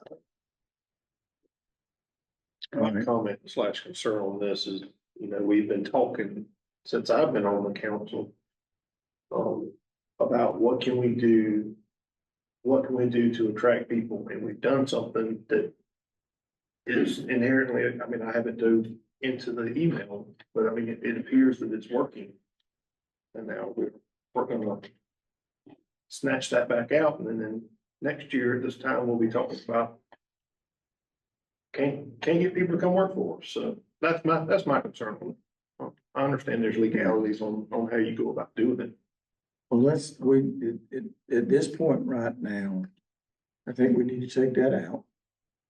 But we will have monies coming in a bit, and I don't know if we can pause these folks and then restart. I guess we can, I don't know. But we'll have to figure that out. I think that, at least in my mind, that report that got changed my tune about it altogether. Because all of a sudden now we got some hard information about the number of people participating in it.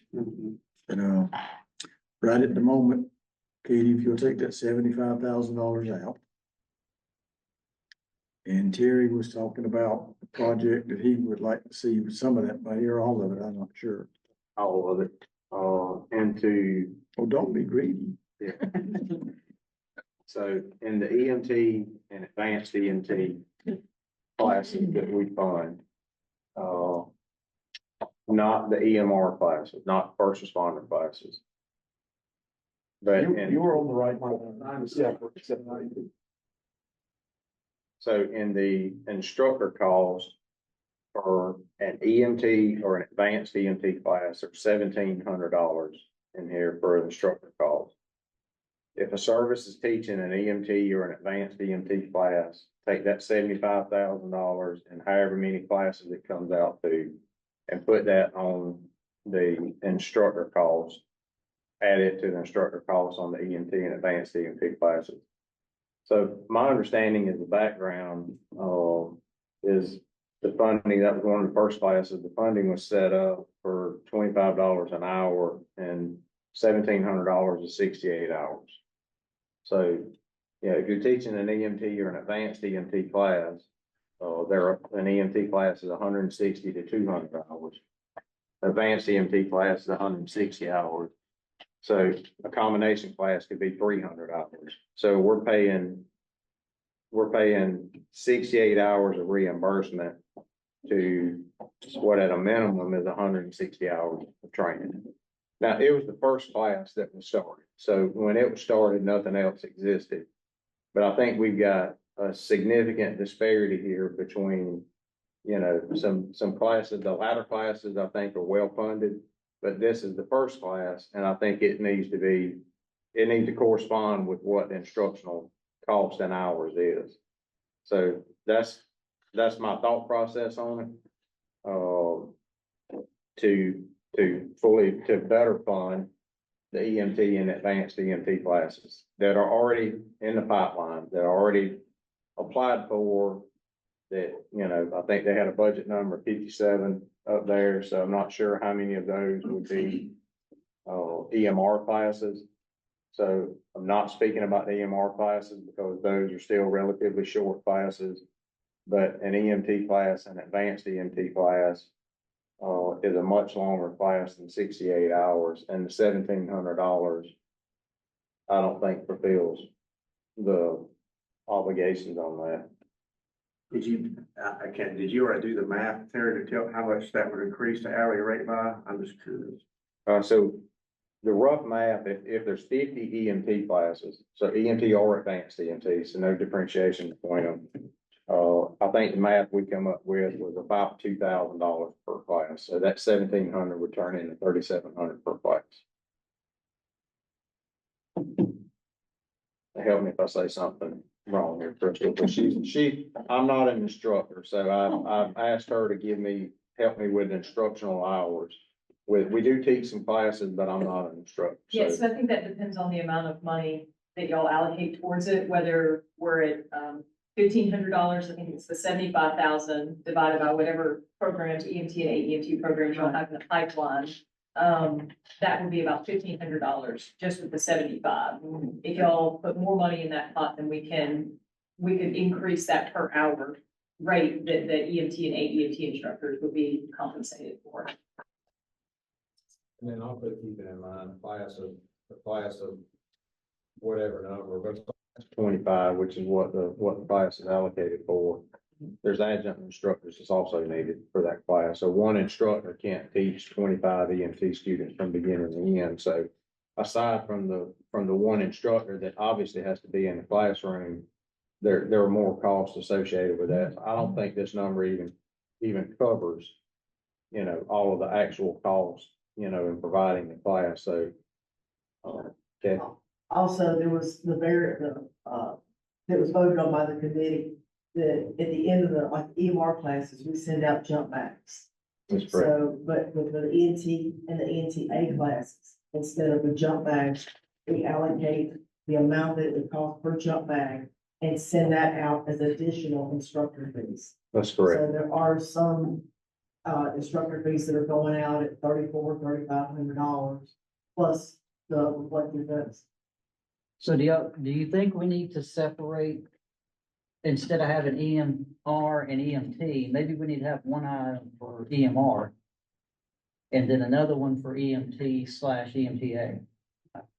Does that make sense? Because of the difference in training between EMR versus EMT. How many EMR classes did we do last year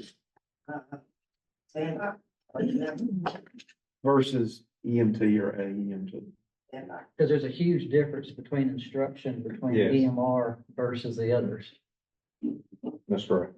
That's why I'm wondering if we just need to separate those. Because I think what we're doing with EMR and the bags and stuff is going pretty well. That's kind of the intro. And I think that's a good idea. I think the bags for the EMRs, I think that's a good idea.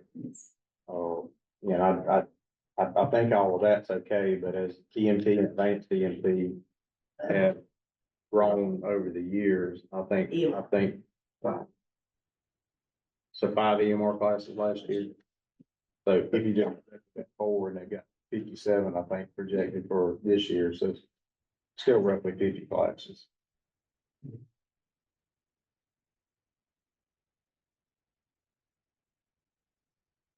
I think you bring up a good point, but you feel that, just curious to y'all.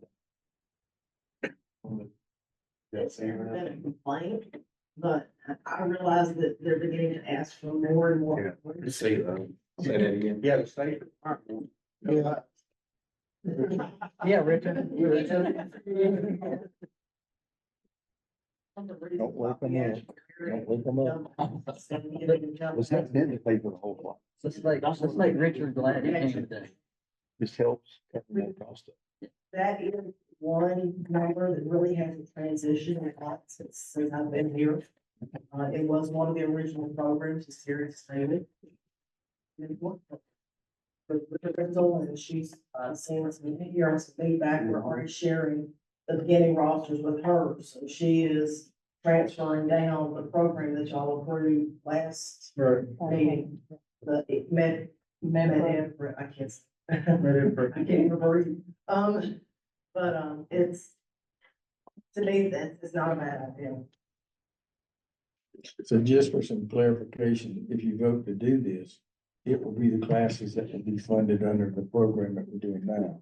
It won't be retrospect. That is correct. I'm not interested in going back and retro in anything.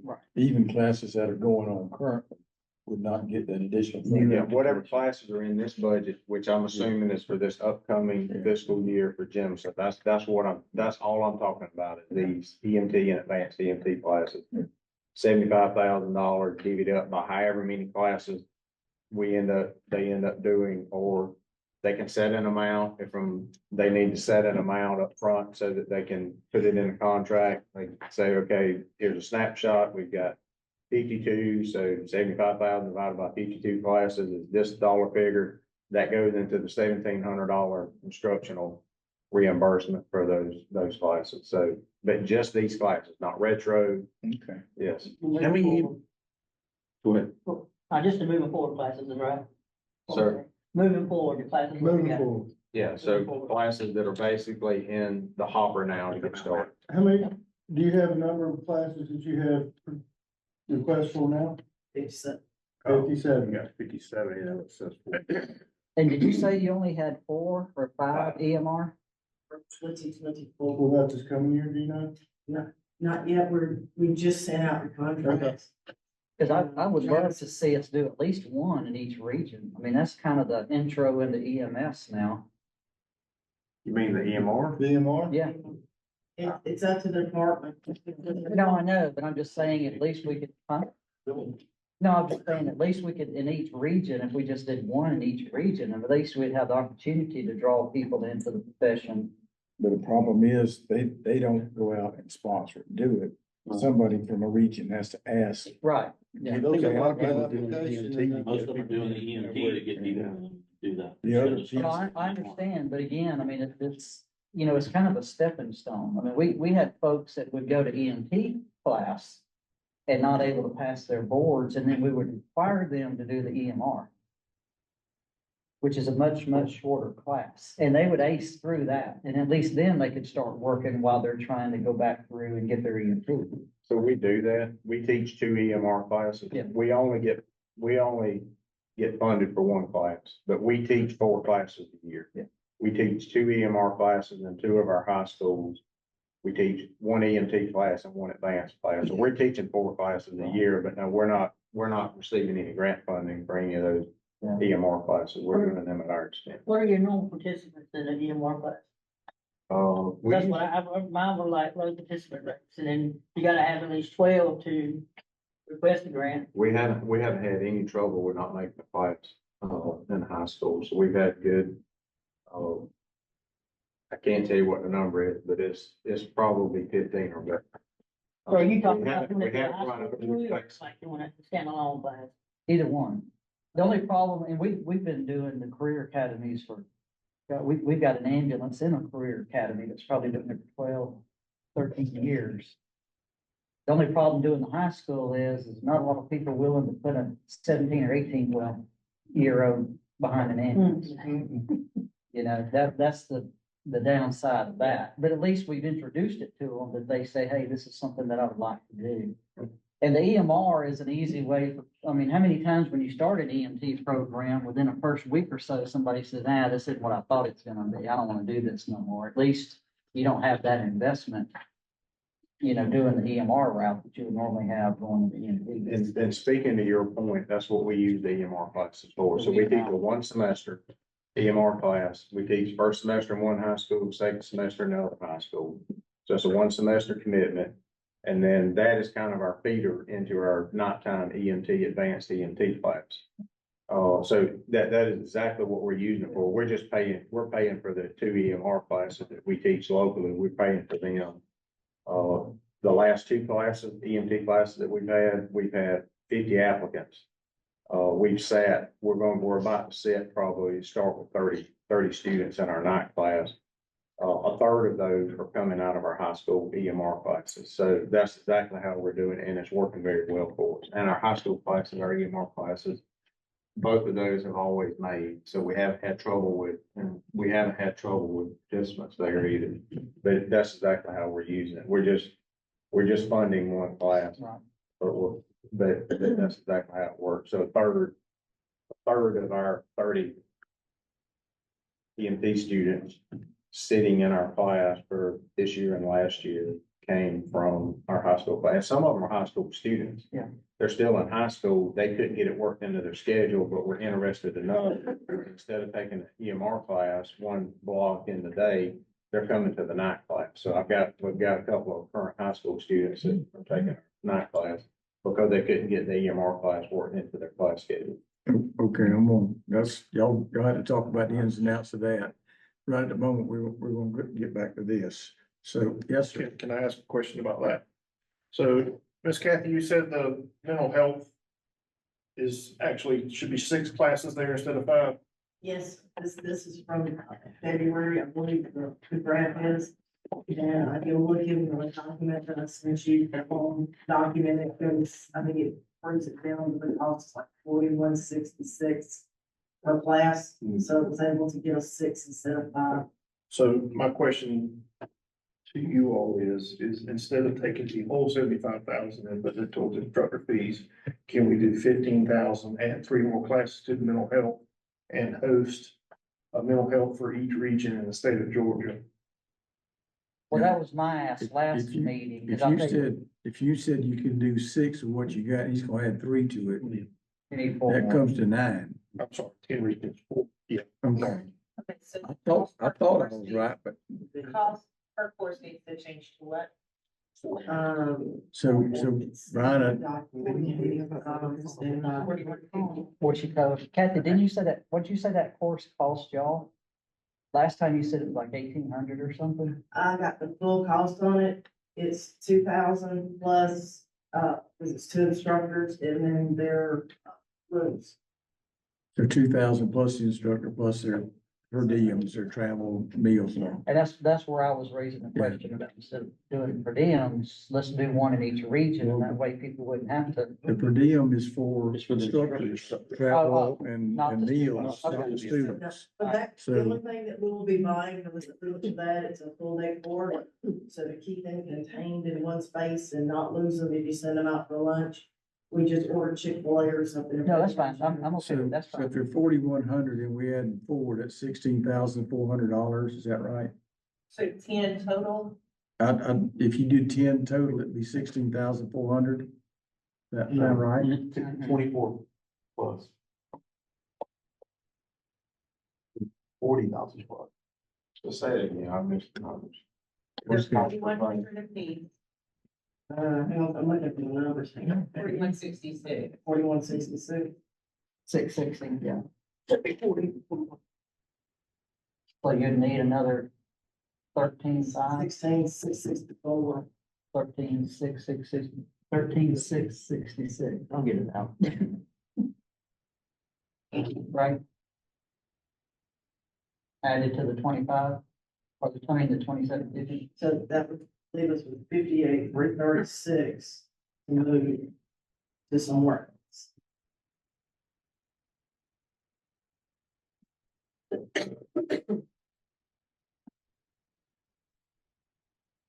That's just a suggestion. I also agree with what he said. I mean, our biggest cost, and we've done 2 EMT classes, is instructor fees and what we get reimbursed does not come close to what we have to pay all of our instructors. Because there's no way one instructor can do that. So, I mean, but if we can get that mental health in each region where hopefully it's localized. I think that would be a big help.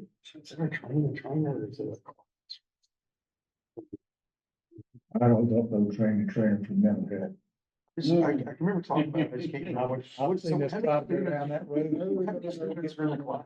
No, how many students are in the class? How many students can you take in a mental health class? Mental health class.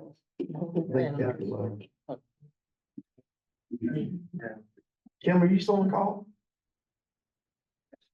Oh, there's Kathy over there. Yeah, Lee, I am. I'm still here.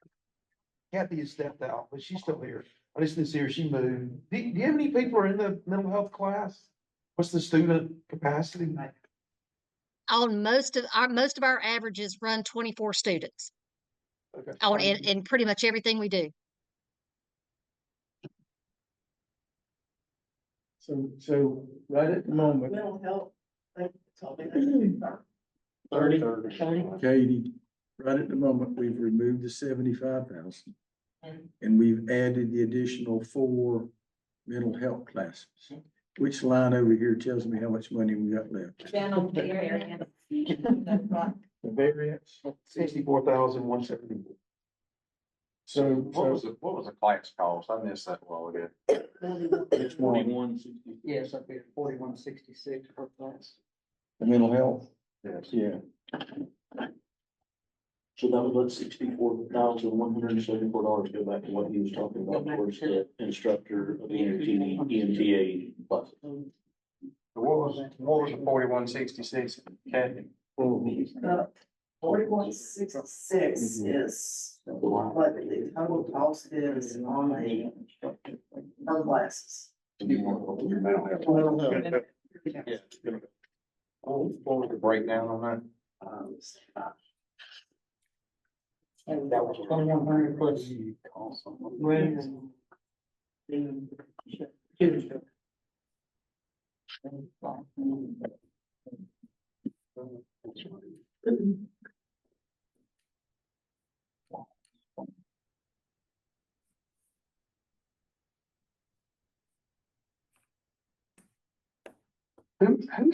one's doing?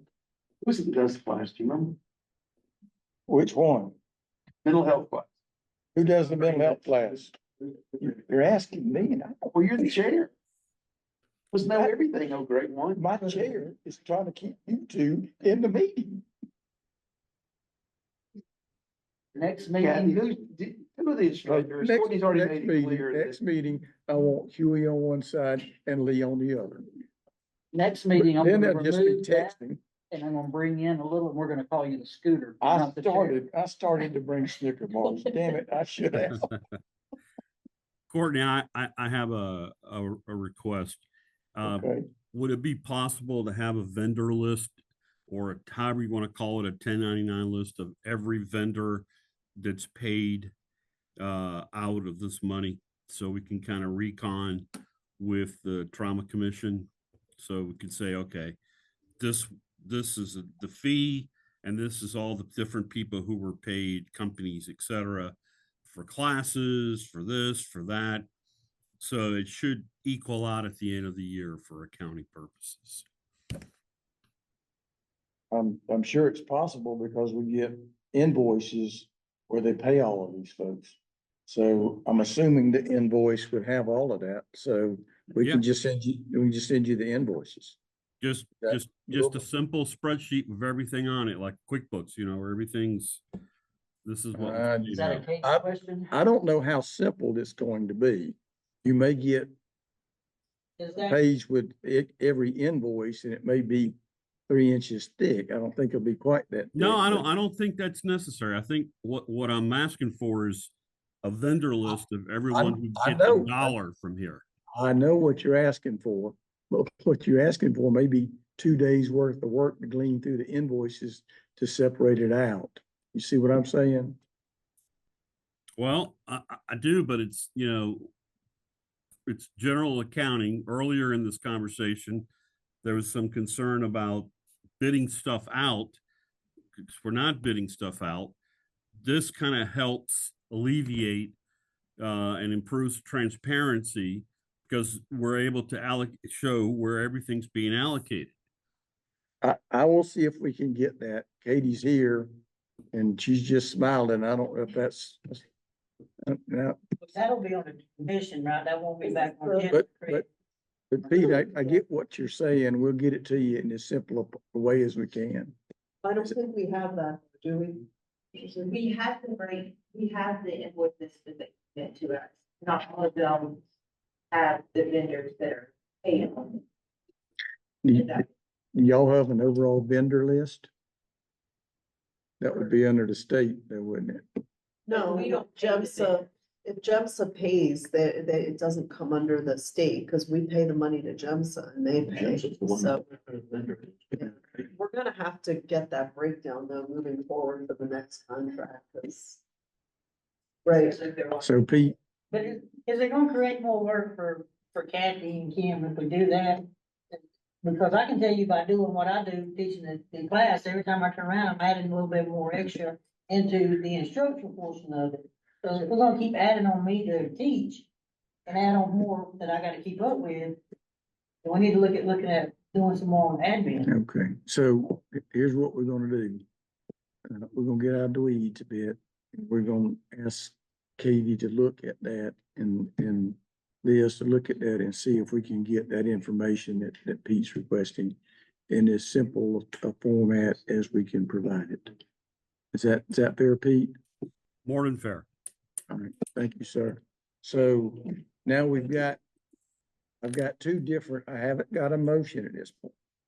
We've got at least two different conversations going on. Conversation one would be utilize the money of the 75,000, a certain amount, to get to 10 mental health classes, one per region.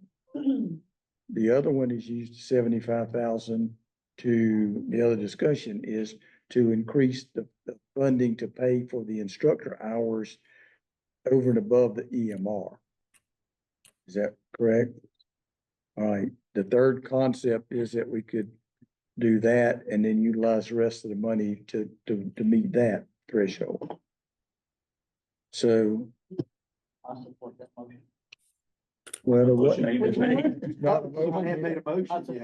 support the motion that we increase the number of, All right, hold on, mental just classes hold to on. 10, one each region, and the balance of the proceeds would then go to support increasing So the instructor fees.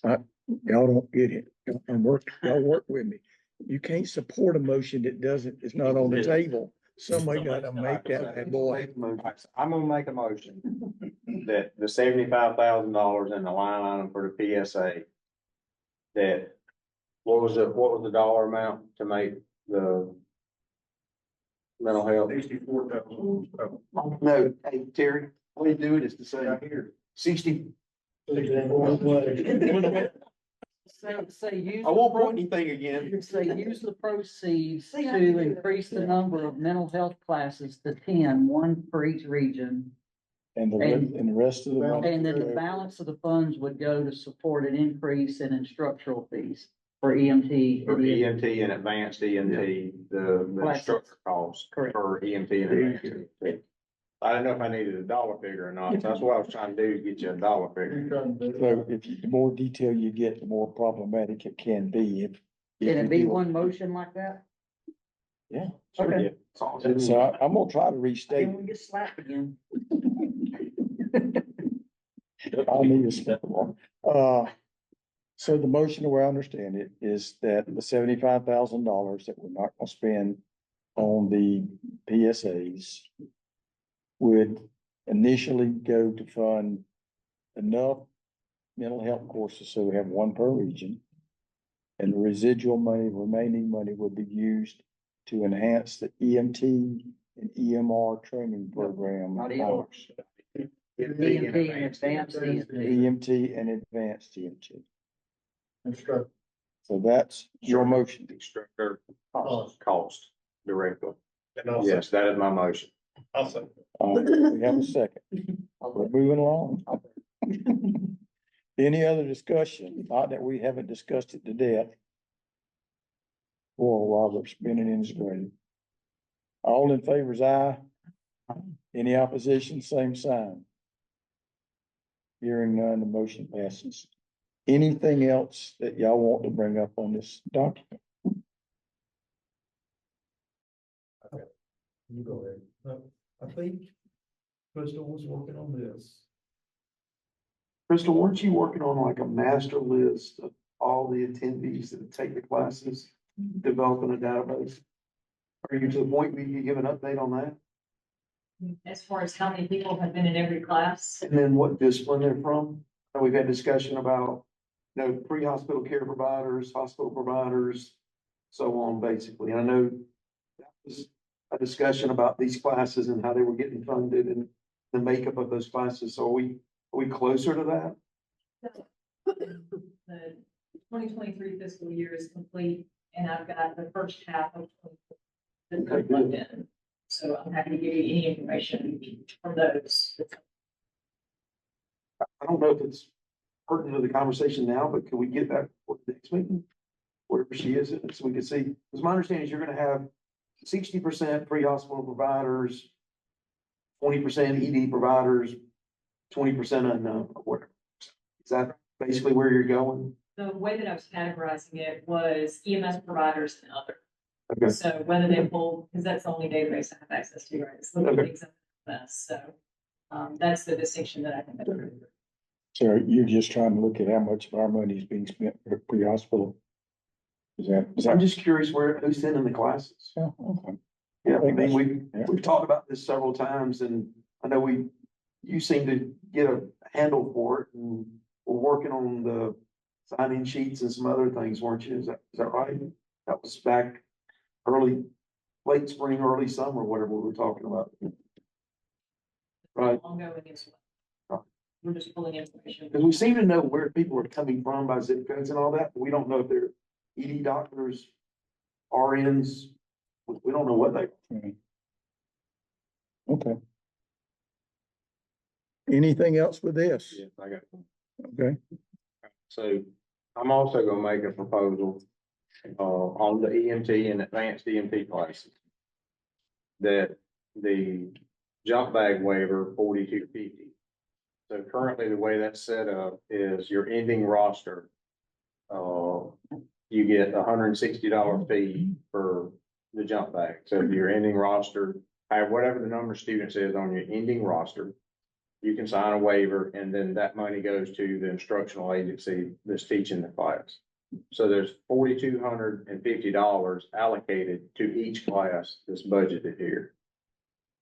I would propose that on an EMT or an advanced EMT class, that the entire 4250 go to the instructional entity that's teaching the class. Again, closing the gap up between the instructional costs. And well, that way it is right at the moment, Terry, all they have to do is ask to do that. right, so there's an allotment for 25. So if you finish with 10 students, then if you finish with 10 students, then there's $1,560 fees that is left on the table. So there's allocated for 25 slots for the ending for this jump bag money for the end of it. So only for an EMT and advanced EMT class. But if there's a waiver at the end of the class that is not tied to the roster, because you still taught the entire amount of class with all the adjunct instructors to the money that's already there, that's allocated for it, that entire 4250 be allowed to fully go to the agency, not based on the ending roster. I would object to the 4250. What could we compromise and say if you start with 14 students? Then that 14 times the jump bag you could utilize towards that. I get what you're saying, you gotta teach them anyway. But, in all honesty, they need some skin in the game. So. Kathy, how much is that gonna impact? How many classes are rolled over into new classes? Cause that's what that money typically goes to, right? It is, like right now, we've said that we've got another $45, sorry, 45 classes. Right. And just doing this since I've been doing it since 2014. Just on my numbers that I've seen in the 10 years, that we've given out 57 grants. We didn't turn anybody away that was qualified to get the grant. So that, what I did this year is based on my last 10 years of experience, because I'm a firm believer in education. I try to get out as much as I can over and above what our contract states. Right. And if we can deliver that, I want to try. That number may impact the difference between the 12 extra classes that we have. How many do y'all average? Sorry, You said, how many do y'all normally average, like being able to, additional classes above and beyond? Let's go, you said 57, is that 57 since 2014 or? last year, I gave out 54. I didn't turn anybody away. Same thing this year, I've given out 57. And I try to find that happy medium, because, you know, books go up, but just it's that entire, trying to get the biggest bang out of the money to deliver the education. So 54 last year, over how many were budgeted last year? 45. 45? They're the same, I think, right? So nine additional classes? I think that's a fair comment. So if you start with 10 students, Well, you can't start with 10, you have to start or with you 12. start with 12, you start with 12, then 160 times whatever 12, but it's not tied to the end roster. So Yes. I think it's fair. I think because if you drop down a half of it, this thing got 6, then you would lose 6 times whatever the jump bag happens to cost, and that fluctuates a little bit. Yeah. So whatever your beginning roster is, times 160 is what that jump bag allocation waiver money would be at the end of the class. So your motion would be, Can we think about that longer than just right now? Because I see the You can benefits move of to- both, and I don't want to cut our nose off to spite our face. you could move to table, But or I'm I just could, or saying, I could ignore, I or can- Terry could withdraw. I can see the motion. benefit of both. I just thinking I need to absorb that. Because I see the benefit of doing that, but I also see it doing it at the expense of doing the extra classes. So I'm saying, Also, you have to remember, we have had some classes that started out with 20 people on the beginning roster, and then on the first class, you got 10 that show up in the class that first class. So you gotta, because it's almost, as I'm thinking through it, it's almost like an incentive to pass more students to get more money. If you're gonna get the money regardless of how good or bad you do, you see what I'm saying? Yeah. That's what I'm saying. I'm trying to, I could see folks, but I don't have a long range vision for this, but I know that we need to get the budget set so that we contract the gym. So, yeah. So I'm just trying, I just wanted to try to better fund the EMT and advanced EMT classes for this year. And then the intention is to take a deeper look at this going into next year, but so that they can move forward with the contract. I would propose, but if we have voted a few minutes ago to fund the instructor all the way through the hours for the EMT and AEMT as best we can, then you're putting some more money into that same bucket, are you not? all right, say that again, I didn't follow. So we voted a few minutes ago to put 60-something, 80-something thousand up here, into 60-something, instruction. into more money to pay hours for instruction. So now you're wanting to take more money from another foot and put it into instruction also. Yes. So I think, I'm kind of like Huey. I'd like yeah, that's a scary dang thought, ain't it? Kind of like Huey. Yeah, I mean, I agree with both. Unfortunately, we can't do both. Yeah, I think, I support both of them, but we can't do both. let's see what we get out of this. And to a certain extent, you know, we're gonna sign a contract with Jim's to do this, to do the training. I don't get into the detail work. So they do a good job at the detail work. I don't. So I would suggest we just hold off on that, Terry, and I think we can bring it back next meeting and get a better handle on it. Because they're gonna have to do some high-end math on figuring this out. Now, that's Because all I now- ask. Courtney, all I ask is that y'all don't expect us to turn around in 8, 9 months, what we should have 12 months to turn around. Why you want us to change the way we do business? Well, it's killing us. That's why. I'm teasing you, Kim. I'm sorry. I know, I know. Got you. I get that. I do. I'm just trying to figure out. Well, it's not gonna affect the bottom line either way. Yeah. It is what it is as far as the bottom line goes. But at the same time, as they write contracts for you or anybody else teaching the classes, that needs to be understood. So here's another thought in what you're saying. So the 4250 comes out of the ending roster, which is not submitted until the class is over with. So you can't know what money is available. Yep. Until you get the ending roster in. Yep. So, those are gonna be the latter months of the year. You're gonna be hard pressed to put a class on at that point, and get it fully funded. So it kind of brings me back to my thought of taking the beginning roster, allocating the $160 per student in the beginning roster. They know from the beginning roster then what it's gonna be, and it actually may give them a bigger window of opportunity to go ahead and fund more classes, because they're not waiting. If the 4250 is how they pay for additional classes, they'll know at the front end how much of money there's gonna be left over from that, rather than waiting on ending roster to come in to see how much is left. Well, and they're up front, but they know they want to go up front, because all they know is they're paying for it, whether they should have or not. Because what I hear you saying is we're gonna pay the jump kit, we'll take the jump kit money and just roll that into the training, paying for the educator. They'll know what the first half is. They won't know what the second half is until, I mean, I don't know, Kathy, you and Kim are the experts on this, on how y'all figure that out. I don't have. So maybe there's a misunderstanding. So I originally was saying the ending rosters, because the ending rosters is what it's triggered off of, right? Yeah. Current.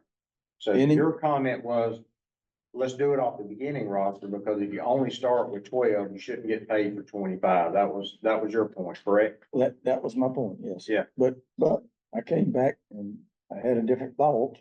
So if your vote a while ago that passed pays for all the training hours, I don't think it does. I don't know. I mean, that's what we voted to do, to spend it and I don't know. And maybe in the next meeting they can come back and tell us. But I don't know. I know that it'll be much better than it is today. I know that the people doing the training will get more money. But at the same time, if we they're going to get the amount of money for the vest, for the jump bags, if they request a waiver.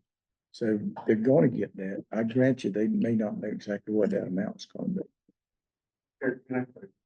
Sure. I feel like, Jim, I appreciate the discussion of what you're trying to do. But I think Jimson came in here with a proposal, so we propose that we can provide this number of classes for this amount. I think that this could be the start of us getting down to the nuts and bolts of every single class, how they spend their money. And I think that could be a discussion, you have put on a class, have a structured discussion with them to say, can we take these bags off? We need more money. Or before they sent a proposal, that some discussion should happen or can happen, where we need more money for our instructors. Can we increase the amount of money for there? And we all could have said that, maybe looked at adjusting the budget accordingly. I just feel like we're getting in the nuts and bolts, kind of what Courtney said, and draining this down to where, getting the nuts and hairs of something. If we take your proposal to do classes, we're about how many classes they can. That's my. Having said that, Terry, if you want to make a motion, we'll throw it up and see. Let's do that. So I make a motion that, following the waiver protocol that we had done before with the EMT and advanced EMT classes on, based on the beginning roster, that we fund the $160 per student based on the beginning roster. not on the ending roster. So we're just pivoting from the ending roster to the beginning roster for the EMT and advanced EMT class. Y'all understand the motion? Ryan's giving me a look. And Kathy, am I correct? That's gonna take away from the total classes you're able to do. Not from what's budgeted on the screen, because this is within the budget on the screen. Within the budget on the screen, that is correct. Um, In your experience, is it gonna take away from the number of classes you're able to do? Sorry, I don't mean to put you on the spot, but I mean. it's based on the beginning. Because, like I said, a lot of times you'll get rosters that have 20 people on the beginning and they graduate 7. So you'll be paying somebody that graduated 7 students the money for 120. I mean, that's just how it's gonna look.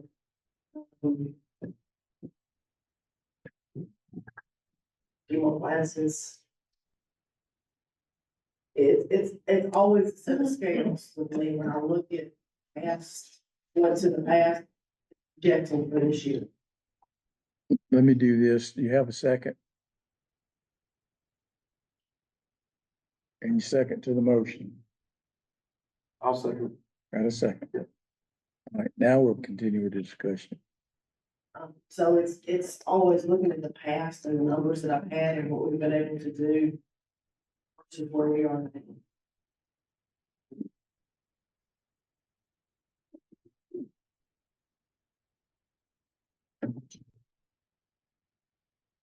You know, I look at it with the NAEMT budget, and then if we meet, and this is another thing I added to it. Right now, we have 25 classes for NAEMT.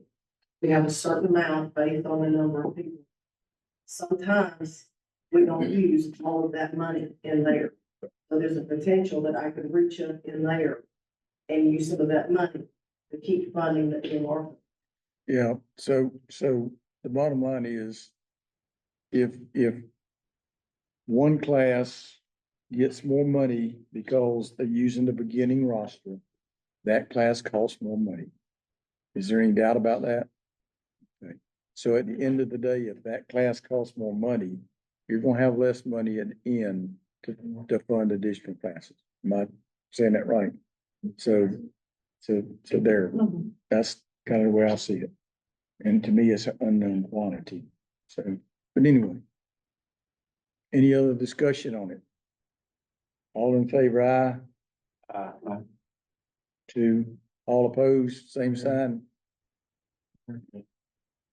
I'm not saying it's a bad thing. I just want to see some hard numbers so we don't step off in something. So, anything else on this? I need to think through it. I think it's a good deal. So I got a couple of things I want to bring up. We had talked about freeze-dried plasma and you were going to go back and were you able to find out anything about that? Right now, it's still just in use by the military. I believe it's Teleflex has purchased a patent to do it. And they're in some phase of civilian clinical trials. There's no information that I can find on where they're doing the clinical trials right now. There's a post-crash care symposium that's being put on by NHTSA. To talk about the use of pre-hospital blood, and it's my understanding freeze-dried plasma is going to be a part of that conversation. So I'm going to attend that and hopefully get some more information, but there's nothing that I've been able to find on how we would engage in a trial. It's all pretty in the wraps. Okay. Scott, is that your understanding? Yeah. I know you've read about it. Yeah, it's close. Oh, it's not there. Yeah. I think it's also at the World Pump Symposium, and they've got a whole Yeah. lecture that's going to be on. Yeah, we'll be there. Yeah, Because maybe I have more information about it. right. That's September, so I should have some information October. That could be all. Okay. So next on our agenda, EMS funding update. Do I need to go into anything there? 2025? Okay. EMS equipment grant work group update. You got anything on that? No update. No update, okay. Do you need us to do anything different at this point? Well, I think we may have to have we may have to have a call meeting on that. We don't have to do anything today. And I still think we had two services, y'all helped me, ladies, had two services we ain't gotten finalized numbers on, and that was it. Yeah, and there were some services that didn't apply last year that I tried to reach out, see if they were interested in applying this upcoming year. They hadn't applied in the last two grant cycles. So that was my question, was now that they've got their numbers to tag. Yeah. Will they be eligible, or was July 1st the deadline, or? No, they'll be eligible. We're just trying to get peak numbers so that we could kind of do a mock-up of what the allocation would look with the peak numbers, having everybody's, because if we have those other services that apply this upcoming year, we don't have the numbers to divvy up everything accordingly, so. Still waiting on some services. Real quickly on So the Mark, mark, is there anything you want us to do? Sorry. yeah, I'll talk to you. Okay. I don't know if you can go eat, but we can talk. If not, we'll talk on the phone. Cause there's a couple of things that vex me. Okay. I'm easily vexed, you know. Is that Caesar? I haven't had a seizure this week. It's about the same. Maybe next week. March Paul's Rule Initiative, we do have a vendor now to do the videos.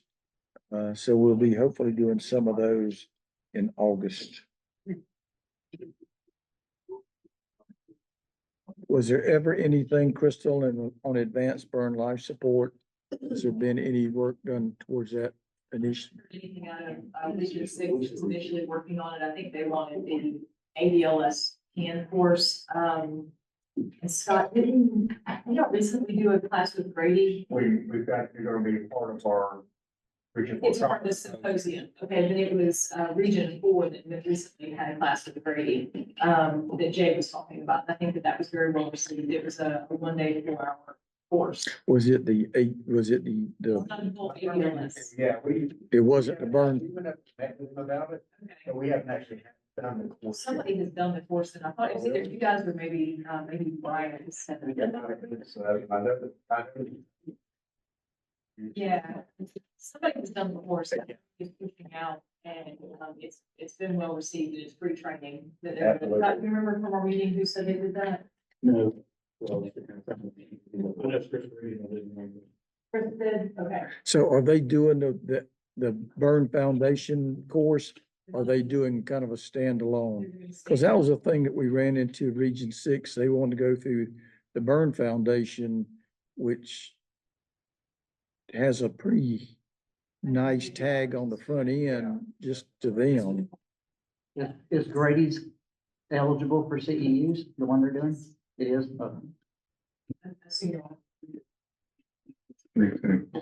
And do we now have it in place about the modules and the work with the testing modules? The meta prep, so the 5 module exams have been built. Enrolling instructors in that, the Jim supposed semi rosters of people who have signed their contract and all of that stuff. They're sending me a copy of the roster. We're enrolling the instructor so that they can build additional tests and start to familiarize themselves with the program. And then once they have their students in class and they send a copy of the LMS roster, then we'll sign their students up. And the instructors are aware that the modular tests are a requirement of the grant. Is in their contract that they have. We have a little bit of discussion about it, but I think that there are several people who also expressed that they're really online testing platform that typically might be out of reach financially to include it. Out of reach what? There are people who've expressed appreciation. That Okay. Well, I know I've gotten some pushback from folks who say, I've got a great class, I don't need it. I consider them our control as we do studies. Right. If they got a great class, then their students do great on it, makes sense. Got a great class, their students do poorly on it. Wow.